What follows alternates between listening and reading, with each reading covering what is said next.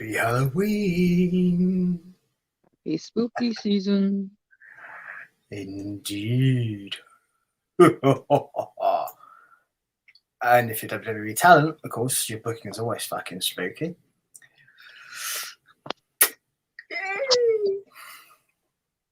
But the people who've probably got the worst trick in this season of trick-or-treating is these people.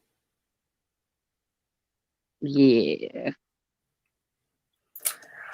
So We have to change the ROH to RIP. Yeah. So just go quickly touch upon it because obviously it's not a WWE thing, but a lot of WWE talent used to work there. So just going to cover it briefly. For those of you unaware, Ring of Honor isn't actually technically gone. What they've done is released all the talent from their contracts. However, it's a bit of a technicality here. They are still under contract until the end of the year. If their contract runs longer than that, they're still going to get paid until like the 31st of March. However, Sinclair, who own Ring of Honor, have told all the talent, if you can get booked to work elsewhere, do so. We won't stop you. It's quite reasonable. Yeah. That's a good way of doing this. They have said, however, they're taking this time for the first quarter of next year to reimagine the promotion. That doesn't sound very promising. No. From what I've heard, the idea apparently, I don't know if it's true or not, is they're going to basically go to run it like an indie promotion would do. Basically, they won't have any contracted talent. Basically, they just book people per show. It's to keep the costs down and stuff. Because unlike most of the other wrestling companies, Ring of Honor kept everyone under contract during the pandemic. They didn't release anybody, and they paid everybody. If you were booked for any of their shows, even talent that weren't Ring of Honor wrestlers. If you were booked for one of their shows and when this happened, you still got paid. Yeah. As a consequence, that is probably why this is happening now. But at least it didn't happen during the pandemic. I mean, at least like from this, the Ring of Honor stars should have a sense of loyalty towards the promotion as well, because they did get paid during the pandemic and not released instead of other stars. They were treated a lot better than some of the other promotions did. Yeah, especially like Bray Wyatt right now. Yeah.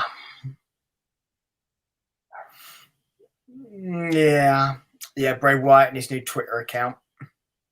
And the funny thing is, a lot of people have read a lot into this, and there really isn't anything major to it. There actually is a reason why. Yeah. So, for people wondering why has he not got the Bray Wyatt one anymore? Why is it Wyndham, blah, blah, blah? He's a verified account, and if you want to keep your verified account, you have to keep it active while you do the transition to your new account to keep your verification. That's literally what it is. Yeah. So, nothing major or anything like that. So, yeah. Also, this past week, the media's duties for WWE were supposed to be by Charlotte. Guess who didn't do them? Charlotte. She got pulled. Not surprised. No, nobody was surprised at that. We were all like just rubbing our hands going, how long till they pull her from doing this? Yeah. Because there was nowhere in hell they're going to let her do it. Not after what happened on Friday. Last Friday, that is. So, yeah, for those of you wondering, Aaron has come as a panda.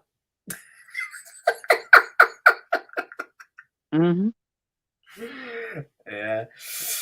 Obviously, for those of you who can obviously see this know, obviously it's Halloween. It's the 31st of October here. And yeah, that was the other bit. Surprise, mofos. Yeah. The hair is gone. But oh, however, hang on a sec. Hang on. Well, they're saying that for those of you who was following the charity's Facebook page, you would have seen the live stream where this happened. So just for those select few that may struggle to adjust, I have gone out of my way to help them out.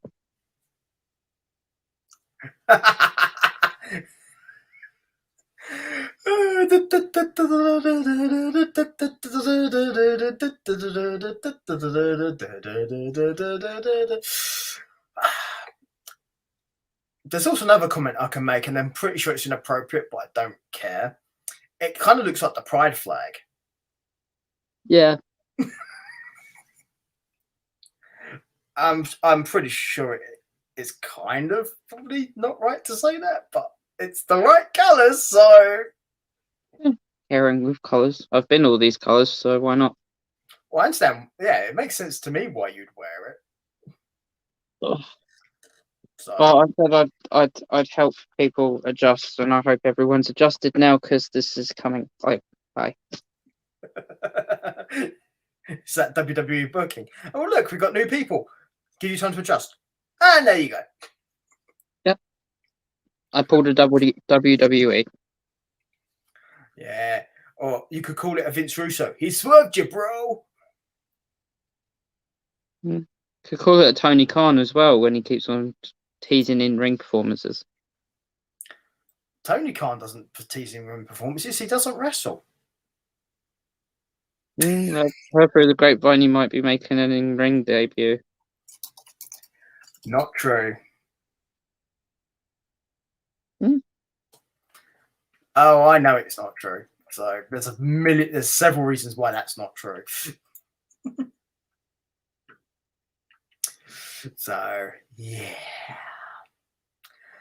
I will make a point of saying this here and now because obviously we talk about WWE particularly, but we do reference AEW, so we don't pretend they don't exist. All this banter stuff backwards and forwards between WWE and AEW stuff, it's a laugh, it's funny, don't take it seriously. It's meant to amuse and entertain us. And that's what Tony Khan says to Vince McMahon.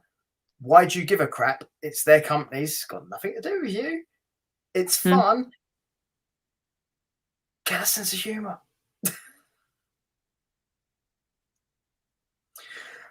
Only person who has a legit reason to have anything to say about that when they're talking about the TV stuff is the only person who's ever been in that position against Vince McMahon, and that's Eric Bischoff. Other than that, nobody really has an informed opinion. No. Okay. And as it happens, Eric Bischoff doesn't like what Tony Khan's been doing. And that's Eric Bischoff's right to say that. Because the critiques he has for him, I kind of think some of them are valid. Because when Bischoff did the stuff that Tony Khan's attempted to do, Bischoff was directly going against WWE. He was running against Raw and directly live, right? AEW are not doing it to WWE. It's a Wednesday and a Friday after SmackDown. They don't run on the same days, basically. Or at least they don't. And then on the Friday, they don't go head to head, apart from when WWE stretched the program. But generally, they don't go head to head directly, and that's one of Bischoff's big things about this. And he's not wrong. But ultimately, it's like I say to you a million times: enjoy what you like, watch what you like. If somebody else likes something different, great. Let them enjoy it, and don't get petty about it. If you've got gripes about stuff, you're perfectly fine to air them. Absolutely you are. But that's it. Don't take it seriously. It's meant to be entertaining. Even if it's bad, it's still entertaining. I mean, the picture of the cables that we got at the start of Raw this week was very entertaining. Would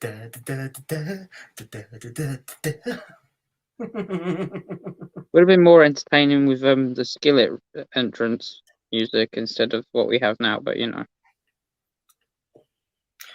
Yeah, what's really bad is for some reason when it comes to Monday Night Raw, I usually either think of the Attitude Era song for it, Raw, Red, Raw, ba, ba, ba, ba, ba, or Across the Nations, which is Union Underground. Those songs are stuck in my head for. I don't even remember the current Raw theme song. Some upbeat rapping thing. I'm sure it probably is, because it tends to change with the times. But those are the songs I tend to remember for Raw. So Yeah, it's one of those. So yeah, I remember Nickelback when it was Burn It to the Ground. Nickelback. Again, they're not my kind of band, but I can see why people would like the song for that show. It was also quite catchy and upbeat. So Yeah. I think that's fine. I think the song worked for the show, but I'm not a Nickelback fan, which is the thing. I don't mind it.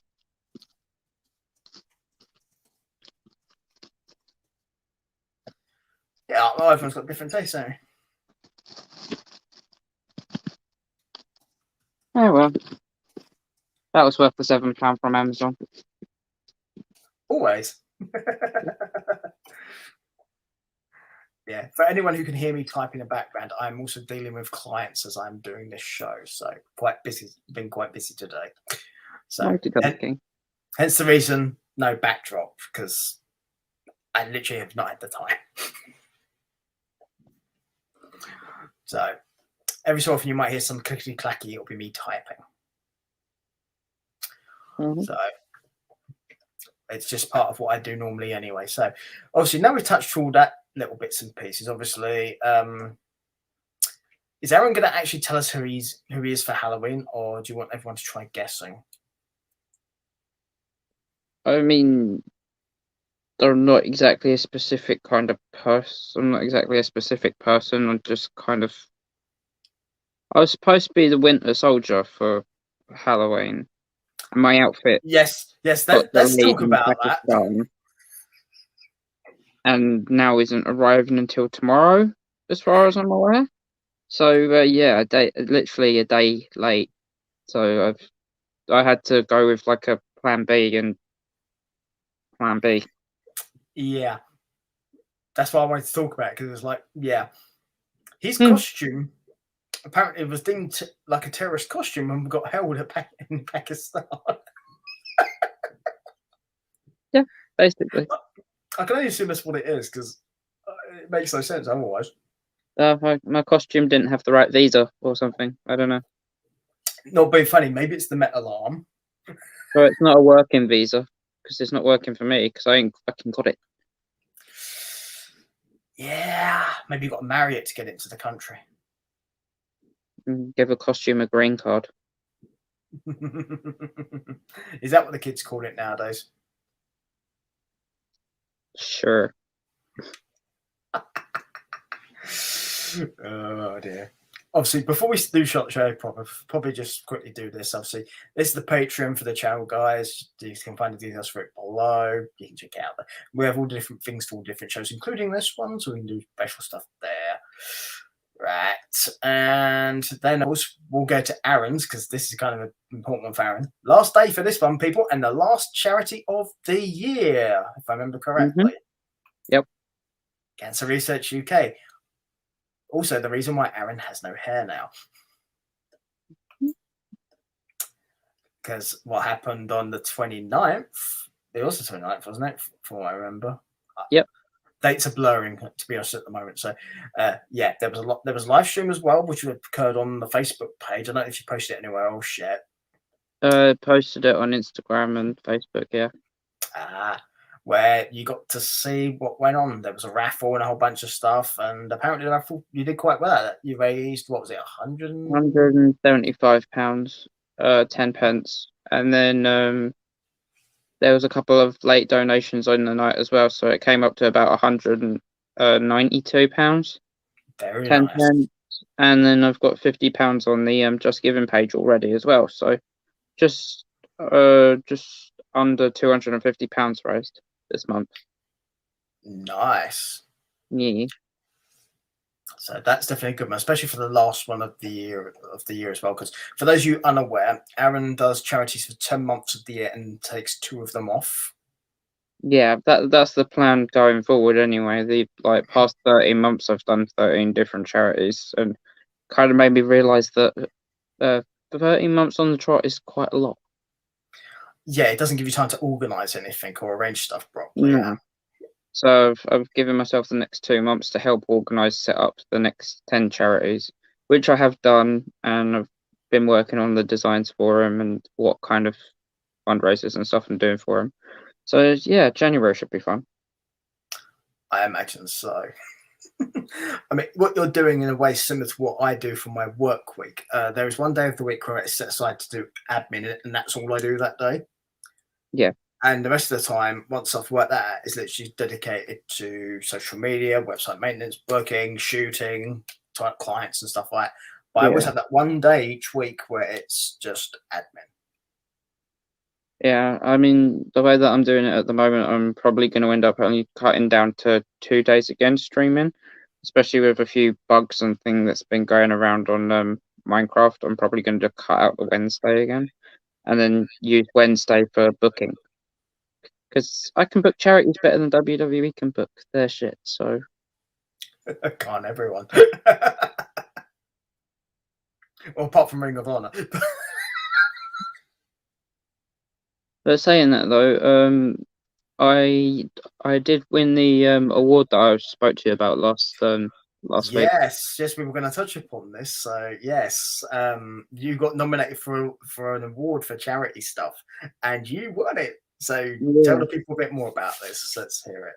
Well, it's not. I don't really know that much about it. It was like a community award, and it's the Mm-hmm. first ever one that they've done. 10 different categories, like all different like kinds of charities. You got fundraisers, over 18s, under 18s, and stuff like that. But I was in the final category, which was committee's choice. So the committee members from the people who started this thing all came together and they all chose a person each who didn't qualify for the final choice in their category. Mm-hmm. And yeah, I was chosen by a local PCSO, and uh, yeah, the poll went up, and I was like really grateful. I was just like, thank you. I mean, I don't do what I do for the recognition. I do it because I just want to make a difference. Well, I always think of things like that, particularly in charity work. What it helps do is highlight the charity work. It's not even Yeah, necessarily so much yourself; it's the charities you're doing stuff for. So you may yeah. also want to explain what a PCO is for people who are not from England, by the way. A PCO is like a police officer. Um, Trying to explain it. Uh, it's a police officer, but it's like a community officer. They deal Yeah, with the community side of things. it's a police officer who specifically deals with community policing, Yeah. essentially. So I think it was best to explain because Americans, I'm pretty sure, don't have them. For an example, No. so I think it was best to explain what a PCO is as opposed to a PCSO is, and rather than just have people wondering what the hell it was. So yeah, that's what Hmm. they are. But it's good. Obviously, when you find out more, it'd be interesting to know as well, because obviously you still need to find out details you mentioned to me. But I thought it was definitely Well, worth mentioning. I found out that the event's on the 11th of November, so sooner rather than later, and they want to make a video with me about what I do and stuff, and what charities I've helped and everything. And Yeah. they want to like squeeze it all into 60 seconds, and I was just like, "E- good luck with that." What they will do, judging from I've had to do video clips for people before, so it's a thing. What you tend to do is you tend to film like half an hour of stuff, and then you just edit segments and then just put them together. Generally, it's usually what it is. Hmm. So I don't think you're going to have to literally just sit there and babble stuff out for 60 seconds. I think they'll just splice stuff together. Yeah, I mean they told me that they want me to meet up with a videographer or Yeah, someone like that. yeah, because Um, they they will haven't go told through. me when, but Yeah, they will go through what you need to do, but I suspect it'll be something along those lines because trying to get people who are not used to be on video like that to talk for yeah. 60 seconds specifically about what they need to talk about is hard.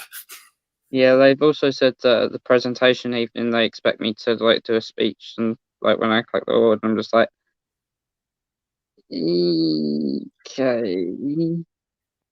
I would literally just put down. I would suggest for a speech, explain why you do it, the charity, thank them for the award, and then just say you hope to help more charities in the future, something like that. Yeah, be simple. Mhm. Because I know you're not a big fan of public speaking, so be as simple and as basic into things you know as possible with anything like that.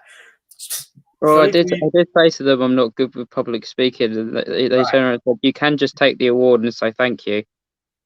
And I'm just like, "But that's great, but that's gonna be so awkward if I'm the last one up and everybody else has done a speech, and I just be like, cheers." yeah. Like, Well, this is why I mentioned that. I mean, literally, give a brief. Thank them, explain why you do the stuff for the charities, and yeah. I mean, thank you. I've Right? got Yeah. time to write something. No. I'll come up with something, I guess. Yeah. It doesn't have to be long. I mean, just a little thing. It doesn't have to be like the Great Gatsby or War and Peace or anything. I mean, just a little speech will be fine. No, Because yeah. speaking for myself, I've had to sit through dinner speeches because I obviously photograph weddings. Nobody wants long speeches, Mhm. so they'll be happy if it's like about 2-3 minutes at most. Mm. But your videographer guy will probably also be able to help you that as well. Yeah. Because they would have given them an idea of what they want from the clips, so they'll probably have an idea of what may work for speeches as well. Because depending on what you tell for the clips, will probably help you work out what they want speech wise as well. But, Yeah. yeah, no need to like give the great sermons of like on top of Mount Sinai or anything like that. You think I could write something that good? I'm touched. Well, it's called plagiarism. You may have heard of it. No, don't know what you're talking about. I am not a crook. Said every year 7 when they did their history homework. Yeah, pretty much. And those are the ones who did it, of course.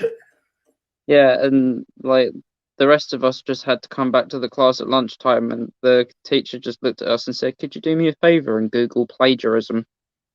And then got us all to write it out 3 or 4 Yeah, times. yeah. Yeah, I'm not surprised. we was. Oh dear. Obviously, the other thing we should mention as well is kind of touched upon it when you were talking before. It's obviously the streaming, Yeah. which, as I mentioned, he's going to cut down on these because obviously time-wise, plus also with the charities finishing, but essentially midnight tonight. Mm-hmm. What is the plan with the streams going forward for the next couple of Well, months? they'll be carrying on because I want to be able to keep my presence and keep the people who actually subscribe to me like happy, because like they subscribe because they enjoy watching me, so I'm not going to stop doing Well, it. I would hope that's why they do it. Yeah. I mean, yeah, I'm not going to stop doing it because like I'm not doing the charity work. Like I'm going to be doing it, but it's just going to be for fun. There's not going to be a swear jar, so I'm going to be me essentially, and like be able to let my hair down a bit more for the next 2 months. I don't think you can let your hair down right now, mate. Sorry. I can. It's over there. It's. I kept the ponytail, so I can let my hair down if I want to. I'll just drop it on the floor. It's back.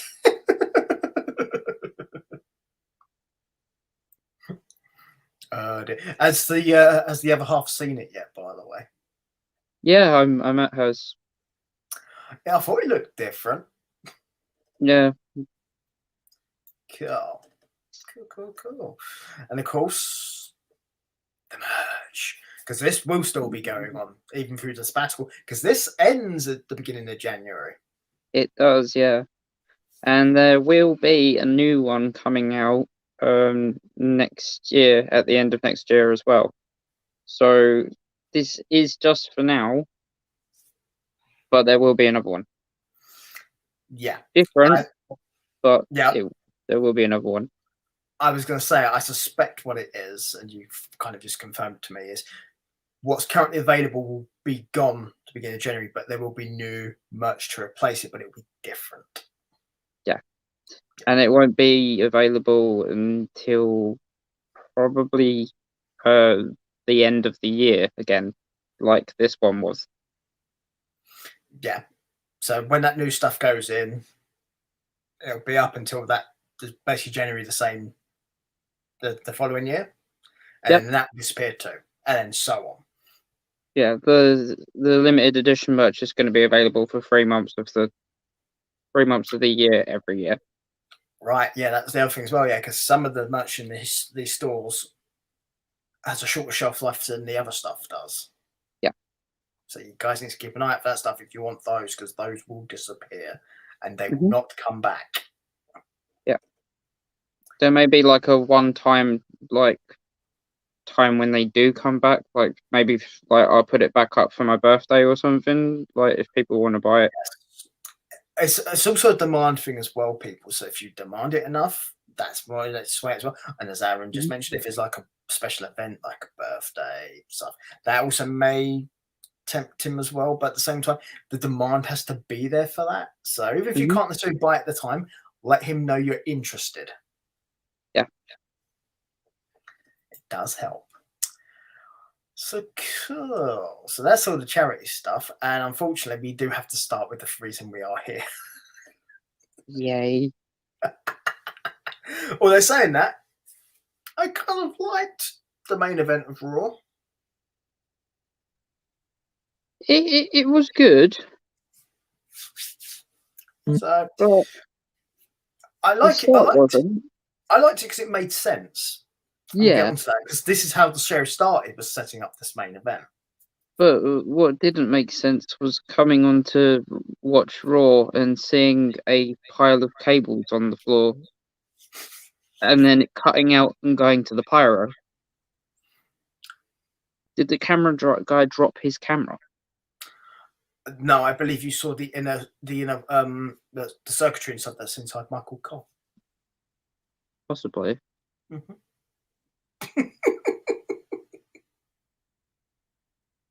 We have a guest.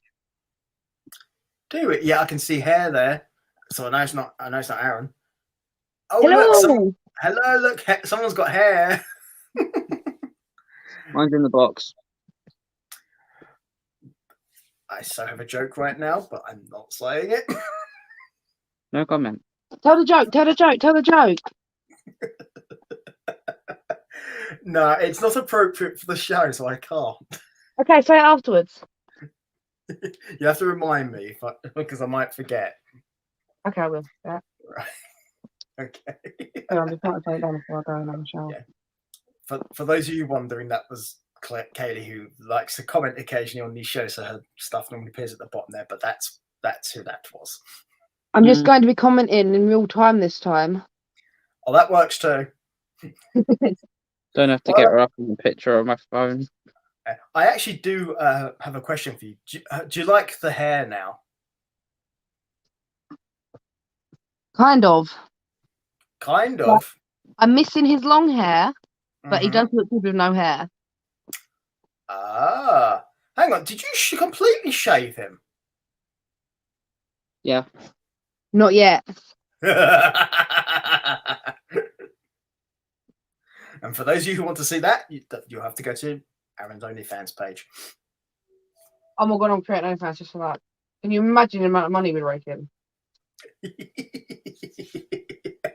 Thank you, Peter. You're like a wedding fund. My only wedding. Yes, up an OnlyFans to fund your wedding. Yeah. That's not a bad. That's not a bad idea, actually. Wow. I'll sell feet pics. Cheese. And I said cheese, not cheese. There are people who are into that too.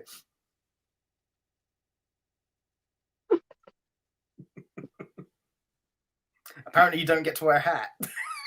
Now I just look like Eminem. You better lose yourself and then say, no, I'm going to get shower. Love you. Is it bad that when you said Eminem, I immediately jumped to the Swedes? No. You're probably fancying Galaxy right about now, aren't you? I had one earlier. Oh, Ah. nice. So, yeah. It's all good fun. So, yes, we're gonna get random periodic run-ins from Kaylee, but that's just how the world's gonna work, isn't it? So, and it'll be fun because it always is. Well, she's just about to get a shower, so Do not take us in to see that. yeah. Yeah, do not take us in to see that, Aaron, because that would get us in a lot of trouble. Can't even do that on Twitch, so. You'd also have nightmares for life. You've not seen what I've seen, trust me. Not saying nothing. No, not saying nothing. Do it, coward. Yes, I've met your sister. I can imagine. There you go. So, Raw kicked off with Big E. No, it kicked off with the cables. We already covered that. Okay, after the cables and the pyro, Big E kicked off the show. Yes. With a big welcome, a mention of Woods, and a compliment to McIntyre. And then the age-old question kind of popped up. Who was going to fight Big E next? Mm-hmm. Then Rollins came out, laughed in Big E's face. Big E laughed back and said, "You lost to Edge," which I was just like, "Oh yeah, okay, that was good." It wasn't because you're highlighting the fact he's just lost recently. Yeah, but Rollins fired back with Edge ain't here. Well, obviously, go through the other people that come out, and I'll explain why I think this was okay because of what they did. Then Rey Mysterio came out and said, "What about me?" basically, and then Finn Balor came out too and said he's never held that WWE Championship, and then Kevin Owens came out as well and said, "I want to play too." Hang on, did you say Rey Mysterio came out and said, "What about me"? You sure it wasn't Dolph Ziggler in cosplay? It was Halloween. Could have been. Yeah. And go on. Reminded Rollins about how he won the Universal Championship and Chaos. Owens reminded Rollins how he pinned him for the Universal Championship in that very building. Rollins didn't take too kindly. All hell broke loose, and Sonya Deville came out and used her power. You mean not authoritative figure? Yeah. I do like the fact it wasn't Pierce though. Well, it made sense after SmackDown. Yeah, that's what I mean. At least that's continuity wise. It's actually just something right. They didn't have him there. Mm-hmm. So, yes. Essentially, though, as you've rightly pointed out, they've all staked a claim to this. So they set up a contenders match between the people that came out. Basically, it's a ladder match, and the reason I like this, it was a ladder match. Yeah, I like that too. But it's also the fact of they've all lost recently, but they're not just getting a match for the belt straight away. You're having to win a match to do it. Yeah. Against other top stars. In it. Yeah. I don't have an issue with this. I think this is fine. I don't either. So when that it's just like the second week in a row that they've had good segments to start off the show. So yeah. They can start the show right. What I do find funny though is literally if this doesn't happen, what's the main event? Because apparently they've gone to the show without a main event. Yeah. It's the thing I always find funny about these sort of segments. But obviously this was always going to be the main event. But in kayfabe terms, there's no main event if they don't do this. Well, then we had Street Profits versus Alpha Academy and Dirty Dogs. Yeah. Winner faces the champions later in the show. This I had an issue with. Yeah, I did too. What was yours? The fact that they faced them on the same show. Yeah. Have them face them next week. Yeah. Stretch it Especially like with the helping hand from Omos for some reason. Yeah. I don't have an issue with the three teams facing each other because again, it's like the ladder match. They're having to beat the other two teams to earn the shot. Yeah. I just don't like the fact the shot take place on the same show, and almost an interference. I wasn't fond of it, but it is a triple threat, so no DQ. Yeah, but there was no reason for him to attack the Street Profits. It didn't make sense. No. Why did he do it? Because he wanted to? That's literally all you can say. On the plus side, though, maybe, and this is just big maybe, they're setting up multiple tag team feuds. Possibly, if that happens, then fair. Which would actually be a good thing, because they don't do it. No, not enough. No. So I would personally like to see that, if that's what they're doing here. I suspect that's not what they're doing. Yeah. I'll tell you something else. Zelina Vega should stop trying to put on a British accent. Honestly, this Queen Zelina segment was okay, but she just kept trying to touch a British accent, and you're just like, stop. This will be a very unpopular opinion, and I don't care. I hate the King and Queen gimmicks. Zelina sounded more Australian than she sounded English. Yeah, that's one of those things though, you're going to only really notice if you're English, though, not being funny, because we know Americans are trying to do English accents, and usually they suck. And they tend to sound Australian, as you just pointed out. Mm-hmm. I feel sorry for Tony Storm. Yeah. She sounds more British than Zelina Vega did. Also got more talent, but hey, there you go. Yeah. I mean, the segment was Healy. Like, it did its purpose, I guess. But then we just got a Saudi rematch from this anyway. Yeah, for no actual reason. Because if the match in Saudi ended in shenanigans or something dodgy, I could possibly understand this. But what we got was a heel queen moment with Zelina beating Piper again. Yeah, completely unnecessary, honestly. Yeah, and then we got a recap of what happened on Friday Night SmackDown for some reason too. Becky Lynch segment, and it just the only thing is Becky and Seth were matching outfit wise. They were color coordinated. The default was like, okay. His and hers, yeah. Yeah. I wish they paid as much attention to their wardrobe as they did the women's storylines, because this is getting very boring between Becky and Bianca. I would say this though, the reason why they probably would have shown the thing from SmackDown, is to show that Becky's now the Raw champion. Yeah. Because I think for Raw people, if you're one of these rare people who only watches Raw, now you understand. You do kind of need to explain this. So at least I get it from that point of view. However, there's two things I'm going to touch upon. One, if you watch the repeats of the SmackDown show, they removed a bunch of the stuff that caused some of the issues, such as the throwing of the belt stuff going on. Mm-hmm. The second part being is you got these two people are now on the Raw roster where there's other wrestlers that they can go against, and yet we're getting this. And it's nothing against either one of them. They are both very talented, but give it a break. I mean, not only that, the whole promo segment by Lynch was just stale. It was boring. There was nothing that got our attention. Well, there's nothing that got my attention, to be honest. I could have quite easily ignored the whole segment and just skipped over it.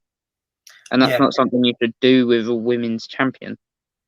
Yeah, big bossy boots Becky, or whatever her heel persona is, doesn't work, in my opinion. So they may work for some people. Fine if you're one of those. Good for you. I hope you enjoy it. I don't. The only thing that did make sense out of this segment was Bianca came out and said, "You didn't pin me," which is true. Because Becky didn't. And to be honest, she was right as well, because she got a win over Charlotte the previous week, who was the Raw Women's Champion. Yeah. So, I like the fact they used actual things that made sense to put a case across. That I liked. Yeah. But then if you're gonna do this, so I was gonna say, if you are gonna do this, that's probably the way to do it. Yeah. And then Becky cut another promo and about what a loser Bianca was.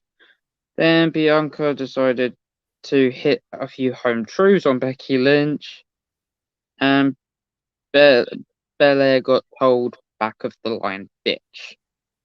And Becky walked away.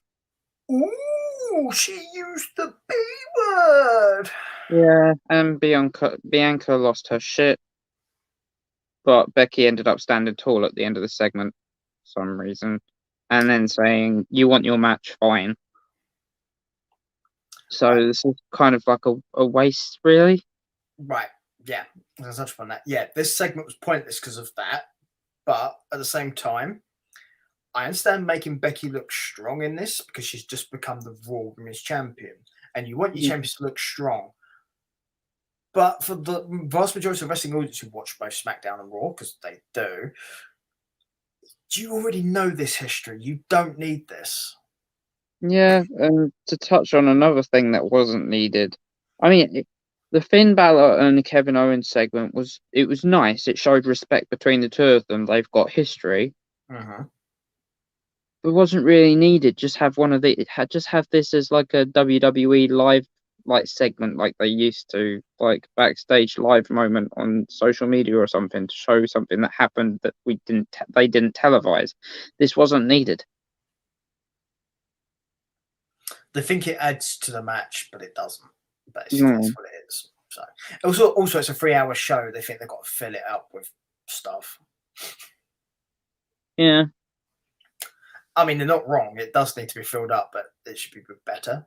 More relevant things. Rivalry. There was no United States champion in the show at all.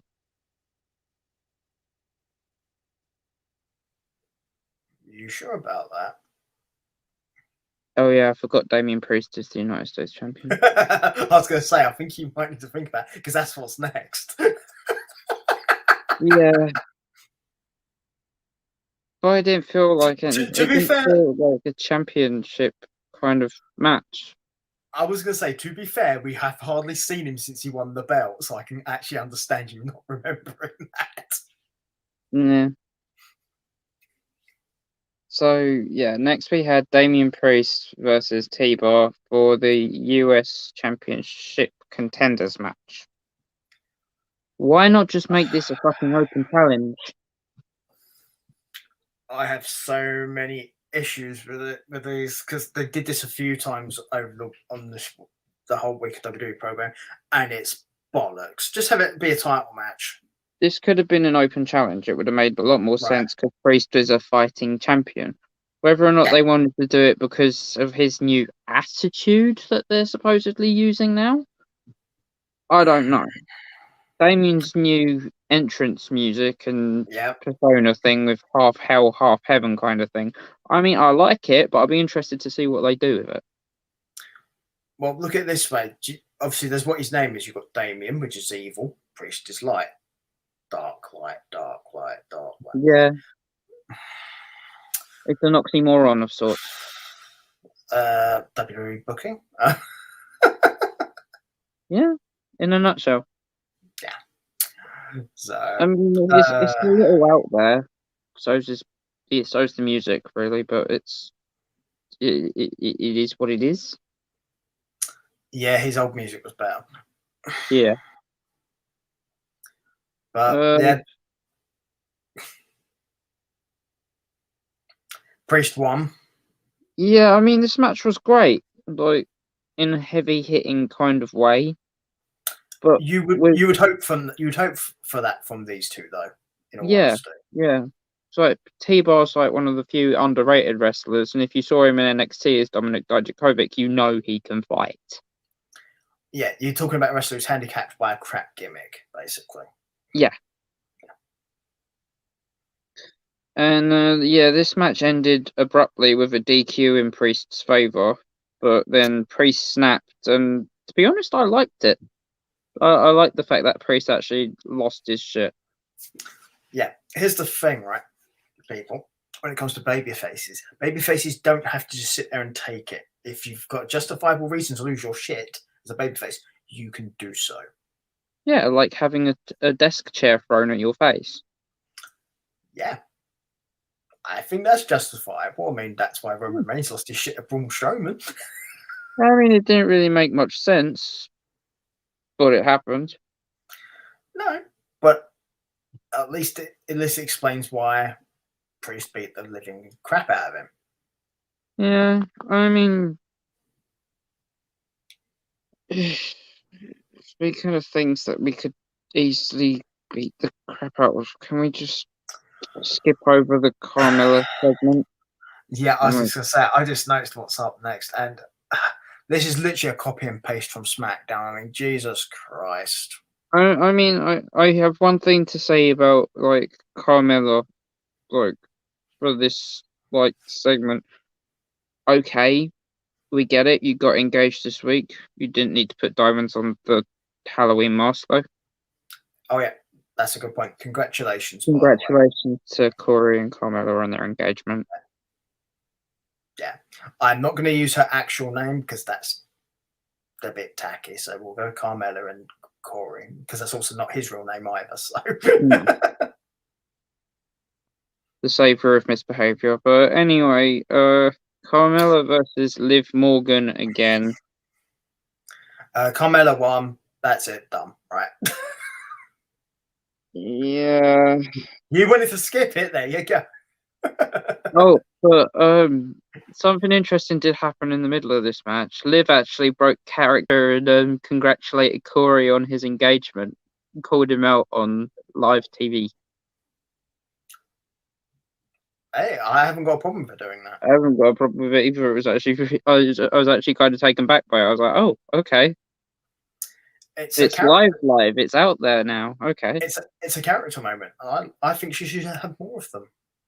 Makes me think maybe we're going to get a Corey Graves return to ring, possibly. Possibly, but I'd like to think of it the fact of maybe they're letting Liv actually like do stuff that isn't just wrestling. Try and give her a personality, maybe like they should be doing for all these women wrestlers. Yeah, but if he's being, yeah, I get that. But if Corey's being targeted by Liv, Corey is a wrestler first and a journalist second. Yeah, but there've also been segments in the past where that's been a thing, and that the commentator's never been involved in anything. I mean, Renee Young springs to mind. Yeah, I guess.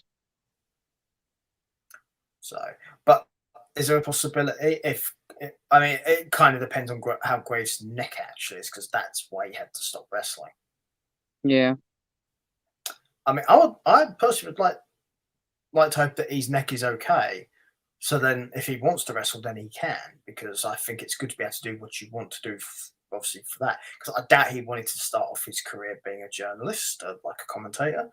I'm sure he wanted to be a wrestler. Even though he is successful, like on his podcast and everything like that, it must be kind of heartbreaking for him not to be able to do what he loves. Yeah, I mean, to give you guys an idea, the most successful thing he's done WWE as far as wrestling goes, he was a tag champion in NXT.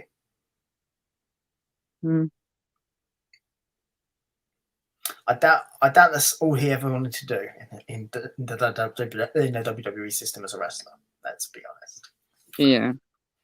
So, yeah. But yeah. Next we had Keith Lee versus Cedric Alexander. You didn't say his name properly. Keith Bearcat Lee.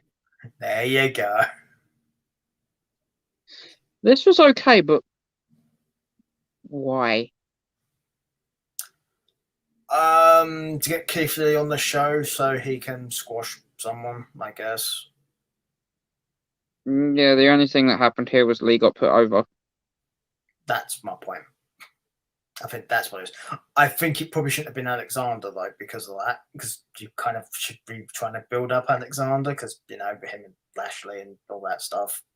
Young talent too. Yeah. But he wishes he's with his. I bet he wishes he was with his wife. Yeah, I mean, Mysterio's and Austin Theory's segment was good.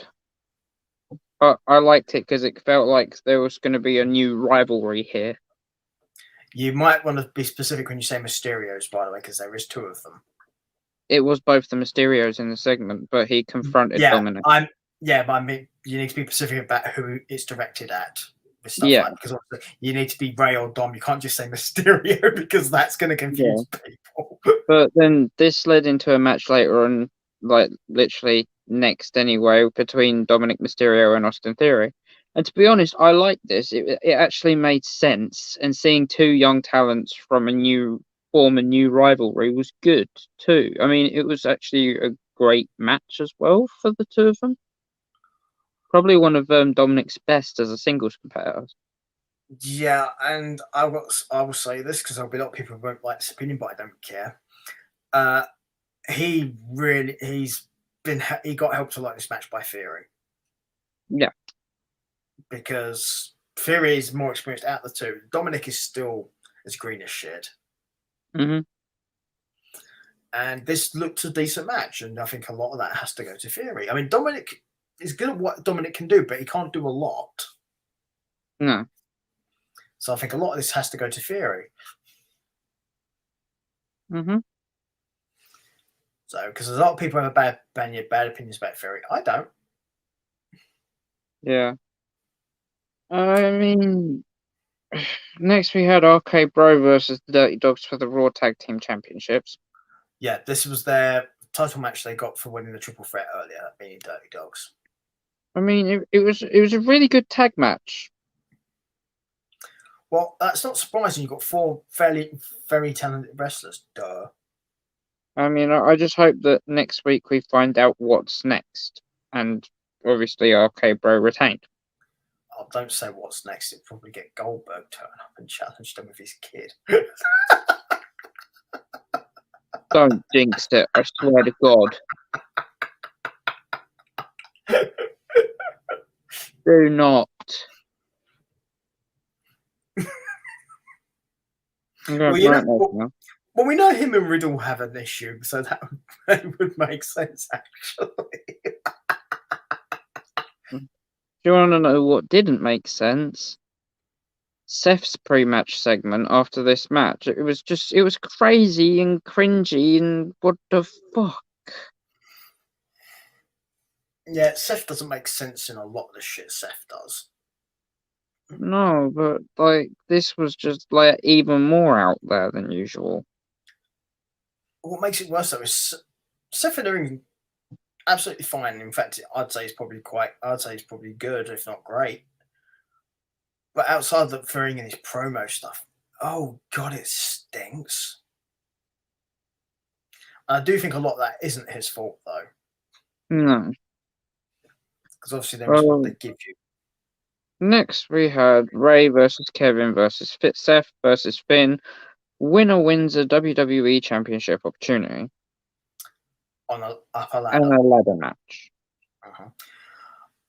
I will start off with this comment. There's a reason Kevin Owens gets put into these ladder matches. Ouch. Yeah. I mean, this match was okay, to be honest. It was fun to watch as well. Well, I mean, you I was going to say, you got 4 people who, to be honest, if I was going to pick 4 people from a ladder match in WWE, these are probably the 4 I'd pick.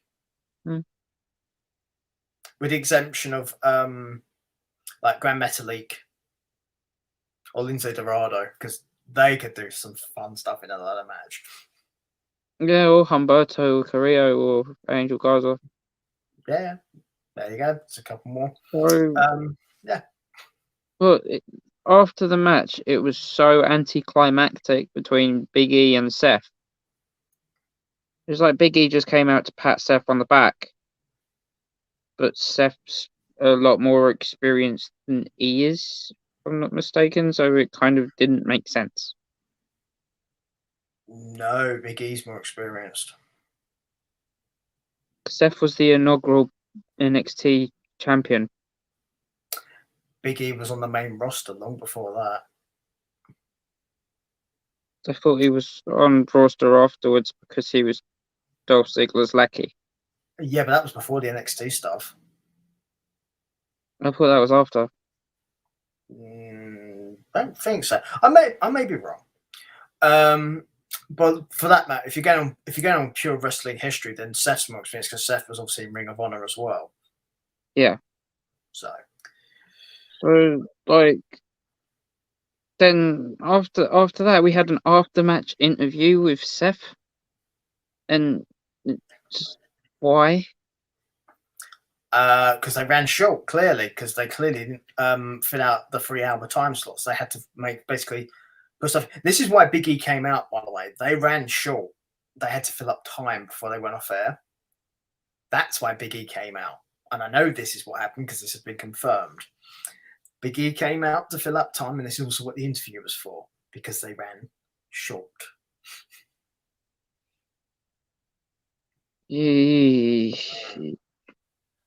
That's shit. Yeah, it's bad timing, which is done backstage by there's somebody backstage whose job this is, by the way, for those of you who are unaware, and this person fucked this up. Mm-hmm. Which means one of two things happened: either they didn't get it right, or somebody overran their match or their segment, or underran it as well. That's usually two reasons these mistimings happen. It's usually somebody overruns or undergoes. Wouldn't surprise me if it was the Keith Lee and Alexander match, because Alexander looked like he'd been injured. It's quite possible. It could also be a few of the matches that have done it, and that's why it fell short. It could be a combination of things. But if there's an obvious potential injury like that, then that would be one, definitely. So, But this is what happens when you don't plan out your shows properly, Vince. When you rewrite them on the day, Vince. Mm-hmm. So, yeah, but essentially that's Raw. Well, I gave it a 3. It was what, sorry? I gave it a 3/4. Okay, I can see that. Is it just a ladder match? Pretty much. Yeah, that's what I figured. So I was like 3.5, 4. It's on the level. It's kind of weird that now that SmackDown's the flagship show of WWE, that Raw's getting better all of a sudden. Yeah, I think a lot of that also happens to do with the way the draft was. Why was the draft? Because I think they kind of cocked it up, in all honesty. Yeah. So, yeah. But we'll talk about that when we get to SmackDown. But that's not what's next. What's next is dun dun dun dun. Whoa! A load of havoc. Halloween havoc. Where the fucking intro to the show was great. We are going to spin the wheel and make some really crappy matches. Wait, I like the intro to the show because it had Chucky in it, and I'm just like, yes. Okay, take my money. But the funniest part about this entire show was Chucky was more of a host than Grayson Waller and LA Knight put together. And he wasn't even advertised on the show. It's a common complaint I've heard about this. And yeah, they're right. Chucky was much more of a host to this. But what really was stupid is they did not really play up, in my opinion, enough of him and Braun Breaker. Because somebody had a feud with somebody's daddy once upon a time. Yeah. But of course, we can't recognise that Breaker's actually a Steiner. Yeah, but if you recall, before the start of Braun Breaker and Ciampa's match, Chucky turned around and said, "I hope being a loser doesn't run in the family." Oh yeah, but what I mean is Chucky, the person doing Chucky can make those sort of remarks, but Breaker can't. This is the issue. This is the issue you're going to get, because what they're going to do to Chucky, honestly. What hasn't already been done? Yes, Not much. It's like, yeah, good luck with that. So this show started off the wrong way. Sorry? This show started off the wrong way. The women's tag titles. Yeah. I kind of understand it, but at the same time, it's the match we knew what it was going to be, and you want to generally start your big cards with something which apparently will be entertaining, which I think is what they was trying to go for here. I mean, it was a great match. I've got nothing wrong with the match. I just feel like it shouldn't have been first. Yeah, but out of the matches, what should have been them? That's I the don't issue. know. That's the issue. Diamond Mine Open Challenge. Sorry? Diamond Mine Open Challenge, or start it off with the Carmelo and Trick segment with Gargano and Loomis. I don't think starting with Loomis and Gargano would have been that clever an idea. Not the Diamond Mine thing, because obviously Strong's recruit is actually a champion. So I mean, you got Gacy and Blade probably, which is the only match which really didn't mean anything. So I mean, this match was great. A nasty fall for Io Shirai. Yeah, I hope she's okay. As far as I know, yes, she's fine. Yeah. But we got new champions in Toxic Attraction. Yeah, to be more precise, it's Dolan and Jane. Yeah. So, yeah, I don't mind that. Yeah, I didn't mind it either. It was actually alright.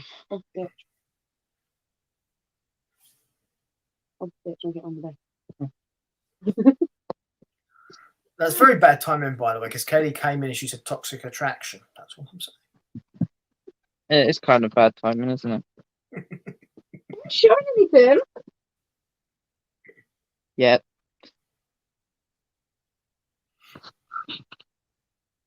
So yeah, we got new champions, which I'm not angry about. Yeah. Also, bear in mind the previous champions had held them for like 6 weeks and not defended them. Yeah. So hopefully this means that I'm hoping these two will actually defend them more regularly. I don't think they will. I think they'll hold them longer, but I don't think that. Oh, I don't mind them. They can hold them longer. Don't mind that. But I would like to see them at least defend them more. And I don't even care if it's just against jobber teams. Don't care. Be visible. Because you want to build up the faction as well. So you can't hide them if you're going to do that. I mean, there's not much else you can do to the faction to make them any bigger now that they've got all the gold. Yeah, obviously we haven't got to that yet, but yes. So next we had the first of, I think it was 3 Carmelo and Trick and Gargano and Loomis segments. Yeah, I'll give you a hint. House. I'll give you a hint. Too many. Yeah, I mean, the first one was funny. Mm-hmm. Like, I mean, don't know whether you want to go through this whole thing now, or do you want to go for it now? Go for it now, because I don't want to come back to it. Right, the first part of it was absolutely hilarious. Like, funny. Trick was being a little bitch and loved it. It was cool. Then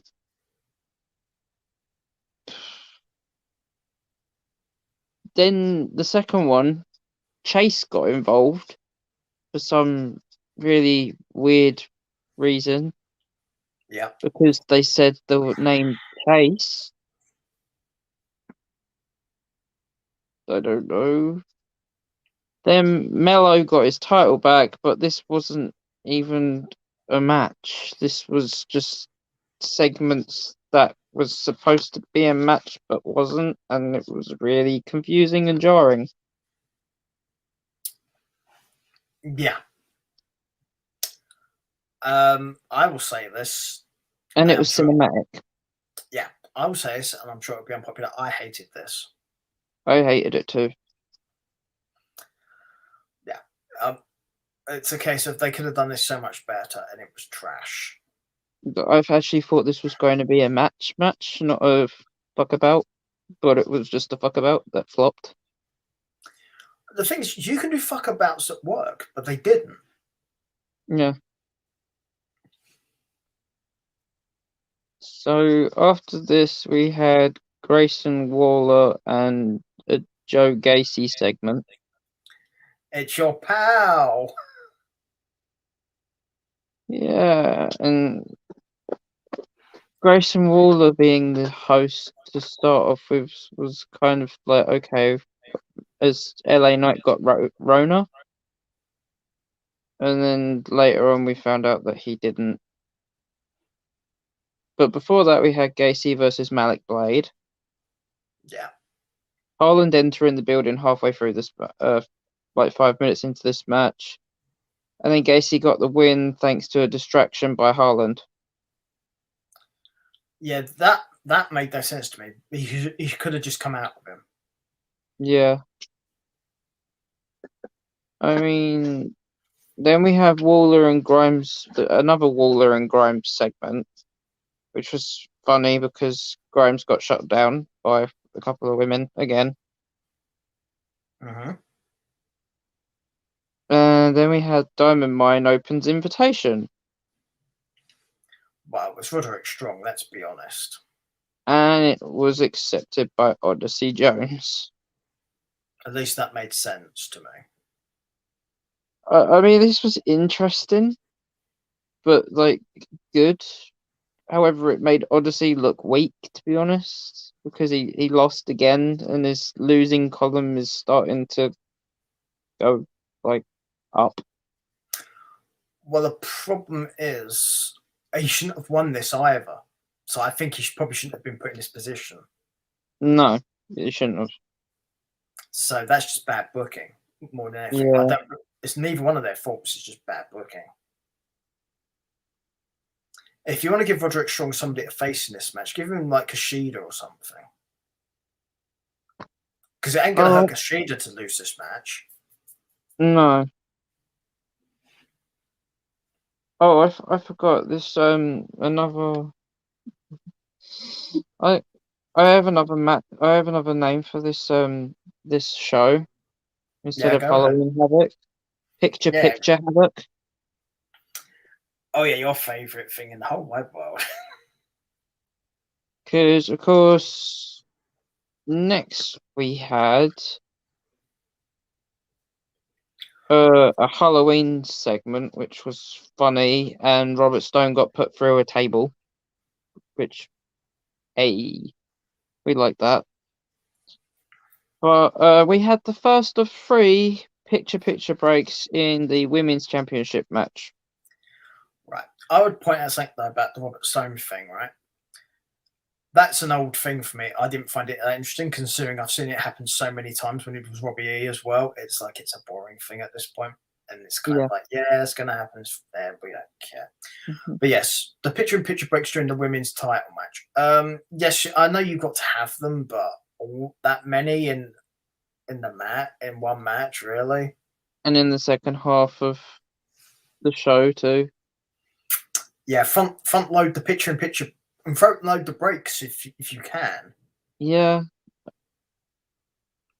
And it was the trick or street fight thanks to Chucky's Choice, who again was a better host than Waller and Knight combined. Yeah, and the issue with this is we actually got this match on SmackDown as well. Yeah, I mean, this was to be clear, I mean the stipulation, not the participants. Yeah. I mean, this was a good match. I mean, I expected Toxic Attraction to get involved in this, but instead we got the return of Dakota Kai dressed as Grim Reaper. Yeah. So Rose won the championship, so Toxic is dripping in gold. Yeah. Also, this doesn't damage Gonzalez because it's a match where she didn't lose cleanly, but it doesn't damage Rose either because Rose didn't cheat to do it. Yeah. So at least from that point of view, I think that was fine. Mm-hmm. So obviously after that we had another Trick and Carmelo segment, but we've covered that. We don't need to talk about that. It can go away now. Yeah, and we can forget it ever happened. Yeah. Can we? Can we though? I can. It's very easy. So next we had a Grayson Waller segment with LA Knight. And we finally found out that Solo Sikoa is actually Joe Fatu, the Uso's younger brother. Yeah. And Solo Sikoa beat the living crap out of Grayson Waller. How do I put this right? If you see this guy and you don't realize who he is just by looking at him, you need to see an optician because you're blind. Mm-hmm.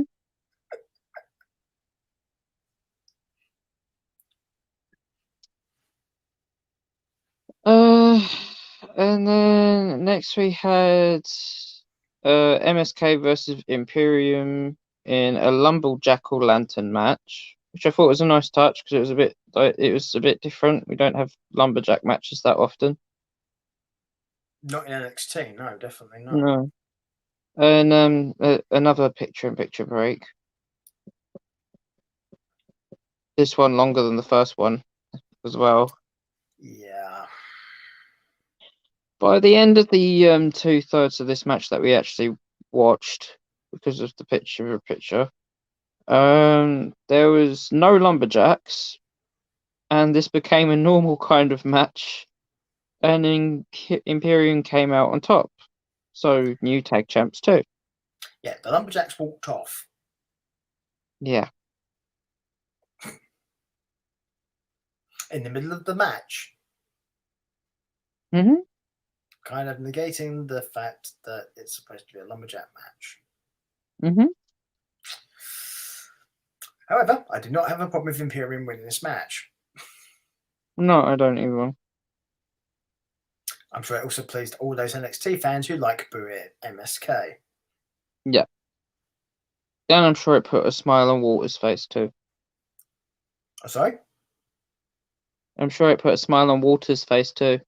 I'm not sure he actually smiles, but No, I'm sure that there's like kind of like a crack in his concrete complexion somewhere. okay.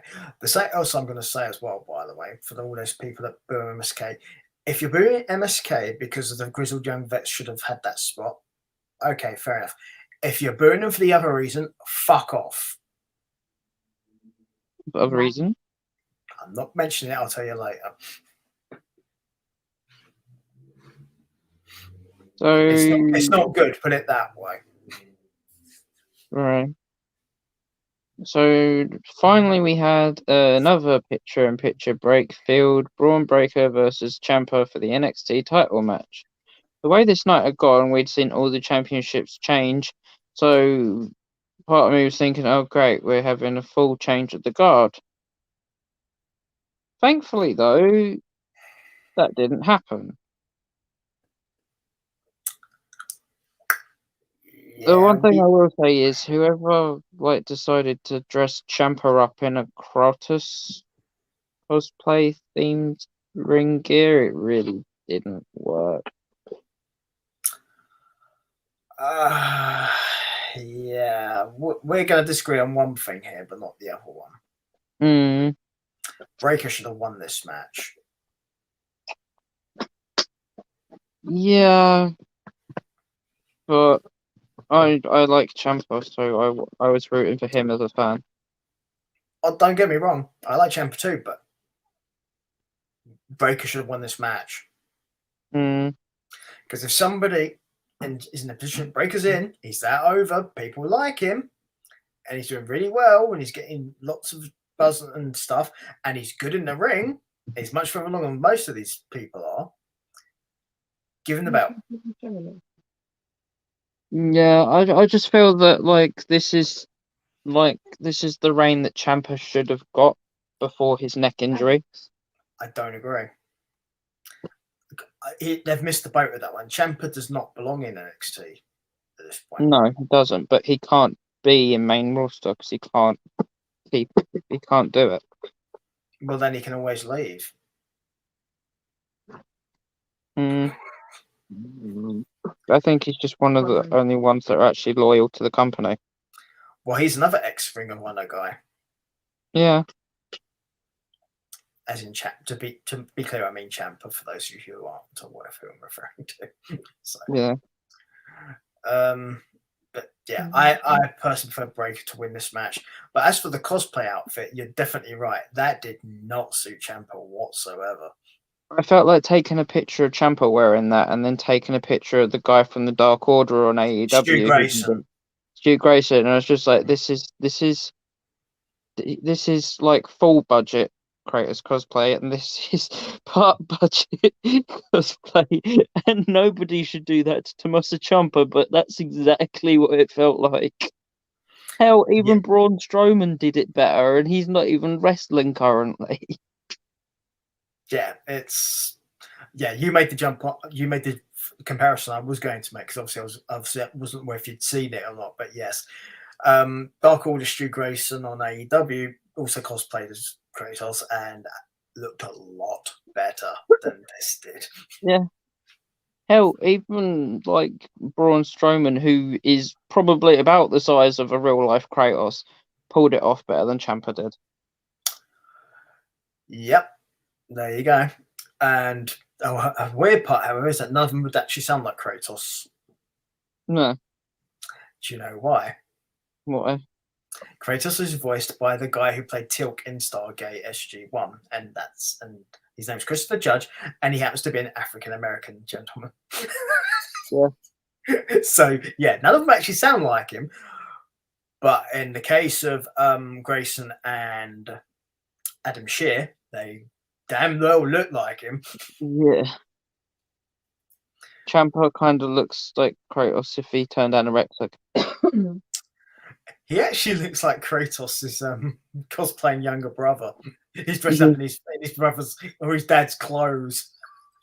Yeah.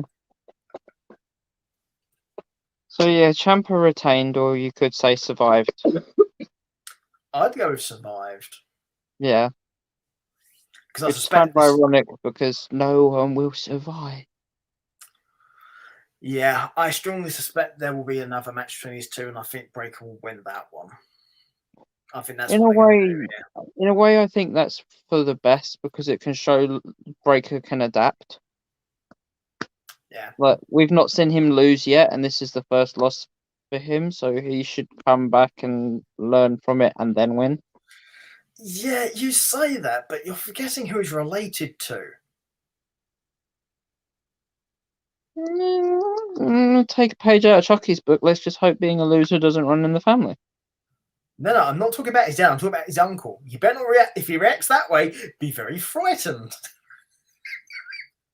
I'm just glad my name's not Tommaso Ciampa. There is a reason his uncle is not allowed in WWE at all for any reason or to be mentioned.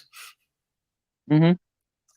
So, for those of you unaware, I'm not going to say what he said, but he said some rather interesting comments about Stephanie McMahon. Yeah. And I'm going to leave them there. Probably something along those lines, yeah, babe. Think of what most people think of politicians. It's sort of kind of like that sort of. Can I say it? Probably not for the best. We would get flagged for that. It's one of the only words you cannot say. Really? Yeah. I won't say it then. There's a couple of words you can't say, and that's one of them. What are they? Oh, wait. Right, yeah, like I'm going to list them off. I can reference, but I can't say the actual word. Oh. See you next Tuesday. Yeah, that one. Yeah.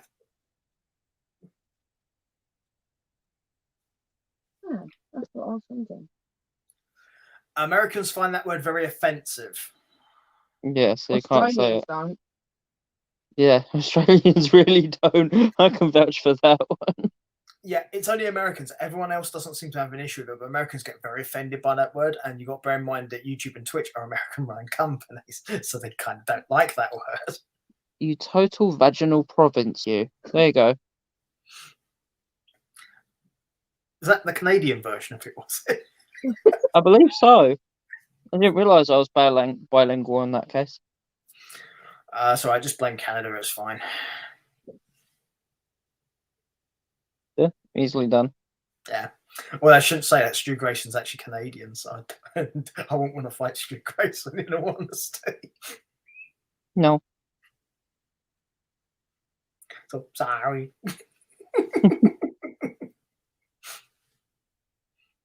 Shouldn't really have taken the piss out the Canadian accent then either. That's just going to create more trouble. It is what it is. Exactly. So you do need to give us a score for NXT, so please do so before I dig a bigger hole. 4, 5, 4, 5. You don't seem to be very sure what you want to give it. 5. 5. I think that's fair. So that, of course, brings us to NXT UK. Now we have Mark Coffey versus Rohan Raja Yes, it to does. kick off the show. And quite a heavy hitting match, to be honest, too. Gee, I'm so surprised Coffey is involved in a heavy hitting match. I was more surprised about Rohan Raja being like the heavy hitting one out of the two, to be honest. He was quite like relaxed in his debut, but after he had his fight with Tio Man, he seems to have flipped a switch, which is good. Sometimes that happens with wrestlers. It just takes a certain match to bring certain things out of them.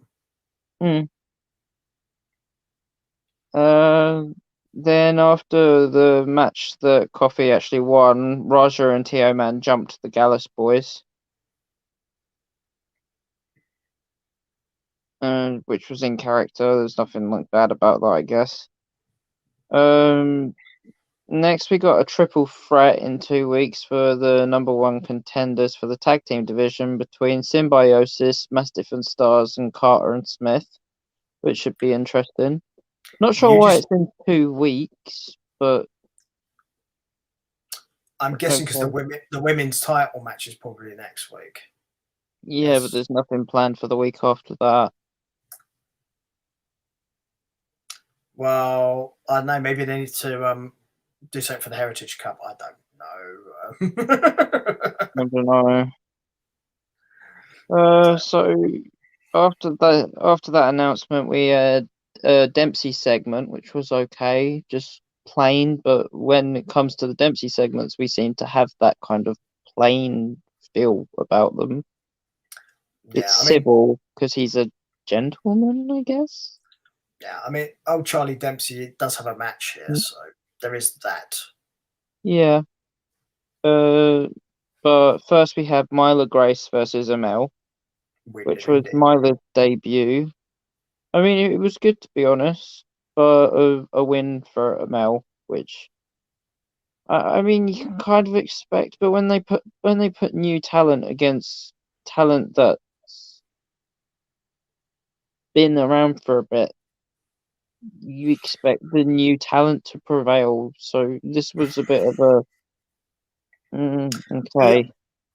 Yeah, I get what you mean, because it's not like Amel is on the ascendancy to try and get into the title picture or anything. Because if that was the case, I'd understand this. Yeah, but she's just not. Right, but if somebody's just there and around, then it doesn't hurt them to take a loss from a talented new wrestler. It doesn't. What kind of made me laugh about this segment was the fact that Blair Davenport came out to watch part of this match, yawned about face and left. It's good character work for her, though. I like that. Yeah. So whether or not she's got her eyes on either a Mel or Myla Grace, I guess we'll find out in the future. It could even be both of them, or just the women in general. Yeah, she said that she's got her eyes on the women's division, so Yeah. maybe she's just being literal for a change. Yeah, it could just also be a case of just the fact she doesn't find them competition, so that's maybe why like, you stuff. So then next we had the Nina Samuels segment of the show, which was okay, just boring. Yeah. And after that, we had Flash Morgan Webster and Danny Luna planning to do something. And then Flash Morgan Webster went into Rampage Brown's dressing room. Rampage looked him dead in the eyes and said, "Don't you dare. Don't you dare." And Flash went for it, tried to slap him. Rampage caught his hand and pinned him up against the wall. And he wasn't just pinned against the wall standing, he was a good foot off the floor. He said if you wanted a match, you just needed to ask. Yeah, this was always going to happen to him at some point, and it needed to be somebody like Rampage Brown or Walter or Dragunov who did this to him. Yeah. So I liked this. I kind of enjoyed it. I did too. So after that, we had Charlie Dempsey in action versus Danny Jones, and second match for Dempsey, second win for Dempsey. There was no contest really. No, but that's okay because you're trying to build Dempsey here, so it's a good match. I mean, it was a good match. It was a good map-based exchange, but it was what it was. There was no way that Dempsey was going to lose that. Sometimes that's okay though, depending on who the talent is. Because if it's somebody who's you're trying to get in and build a foundation for it, then that's just what you want. It's fine. And next we had the grand finale of the show. We had Noam Dar versus Tyler Bate for the Heritage Cup in a British rounds match, which got decided in a very different way to the previous ones. It did indeed. So round 1 we had no fall. Round 2 we had no fall. Round 3, Dar got the first fall with a Nova roller kick. Round 4, Bate got the second fall with a Tyler Driver 97.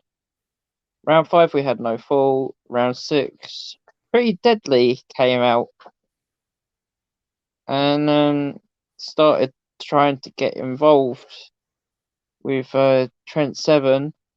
And I actually called this happening because Trent had the towel in his hands the entire match. Yeah. So he actually looked like he was waiting to throw the towel in.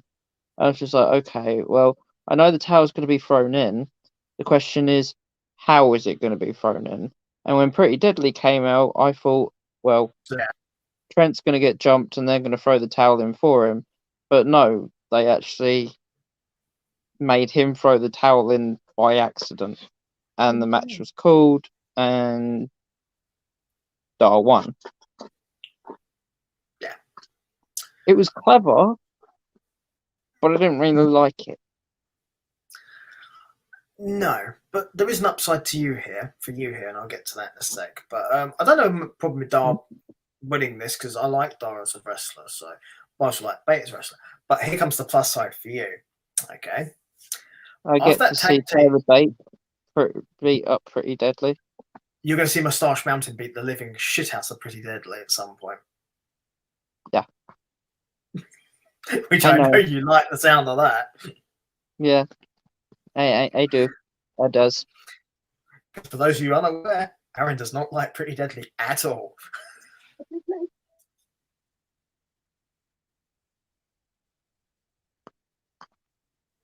I've got nothing against them as people. I just don't like them. As an act, should I say? It's probably the best way of putting it. Their characters. Yeah.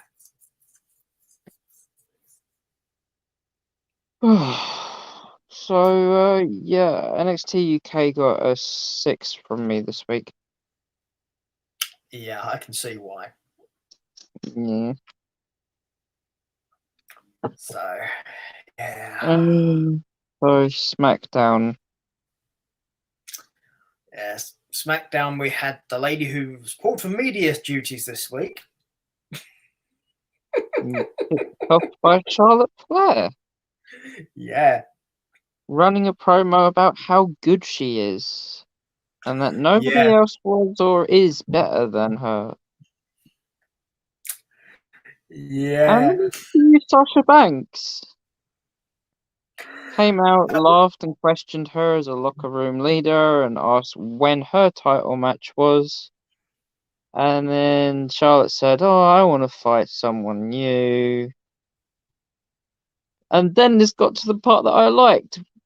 Right, Shotzi's music hit. I was going to say, literally, when Sasha came out, I switched off. I stopped caring. But you Yeah. just pointed out the point where I actually gave a crap again. Oh, it's Shotzi Blackheart. And she came out and said, "I'm your girl. We haven't fought before." And they haven't. They haven't, no. So we got a championship contenders match between Shotzi Blackheart and Charlotte Flair. Didn't mind this at all. No, this match was actually really good. In some ways, great in others. I mean, in singles, like for Shotzi in singles competition on the main roster, it was her debut. It was really good, even though it was against the champion. We knew she wasn't probably gonna win. And that's also why I didn't mind it. It's her singles debut on the main roster. Yeah. Very few wrestlers win their debut like that. Yeah.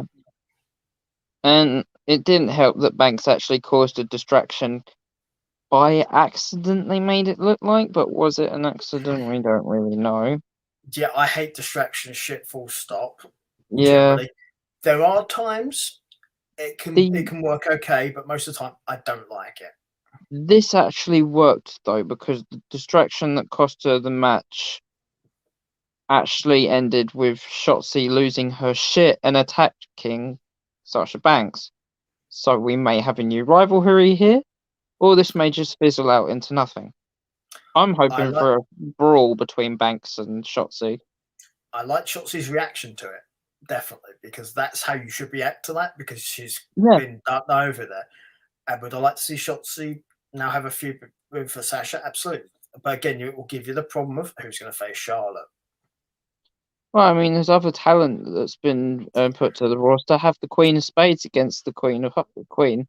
Oh, come on. You know they're not going to do multiple women's feuds. What do you think this is? I don't know. Maybe they decided to pull their finger out their asses. They should, but not going to. But I do like your idea of it being Baszler. Yeah. Next we had the most ridiculous thing on this whole bloody show. The Hardy segment. Oh, okay. I thought you were on about something else. But don't worry, we'll get to what I'm talking about in a minute, I suspect. Well, I was going to say that the Hardy segment was okay. Just don't know about Corbin and Madcap being in the segment, because it means Hardy is probably going to end up in a new makeshift tag team somewhere along the lines. And I want to see him have a singles run. It's been a while. Like a decent singles run. Yeah, I didn't like that segment. He deserves it. Yeah, that's how bad that segment was for me. I forgot it happened. Yeah. I'm not a fan, don't like it. No. But after that, the most ridiculous segment of the entire fucking week happened. Yeah, this is what I was referring to. And you sent me a message about this as well. Yeah. Week two. Brock Lesnar's sanction segment. Yes, which saw Adam Pearce return. Via Skype. Via satellite. Okay, don't have an issue with that because he's selling being hurt. That's fine. What we're not happy about is $1 million. Well, I actually have two things I'm not happy about. One, not an authority figure, Adam Pearce can't be handing out fines to people, regardless of how much they are. No. And number two, and this is the one you're going to probably make a big deal of, you would never find somebody £1 million. That is ridiculous money. Mm-hmm. That'd be like me turning around to you and fining you for every hair on your body before you shaved, of course, and charging you yeah, £1,000 for each hair. It's ridiculous. it's unrealistic. It's inflation to stupidity. Yeah. If you want a comparison, people, if you went to a court of law for damages for assault, you would not get this. No. And like, if you want to talk about Sonya Deville doing an abuse of power, this is basically a full blown abuse of power that just blows Sonya Deville's abuse of power out of the water. Well, I have an issue with both of them having abuses of power because they are not authority figures. They have no actual power. Yeah, and I mean, to be honest, Brock probably has $1 million. To be fair, like, I think it's slightly more than that. yeah, I'm pretty sure that Brock is a multi-millionaire. Like, he can. I don't think he's hurting pay, for money. He can pay that off, no problem. But it's at the same time, it's fucking ridiculous. £1 million fine. Yeah, as I said $1 before, million fine. a court wouldn't even levy that against you if it was an assault case for damages. It's ridiculous. But what else was kind of funny was Paul Heyman's segment after this. Yeah. But it was funny because it was shit.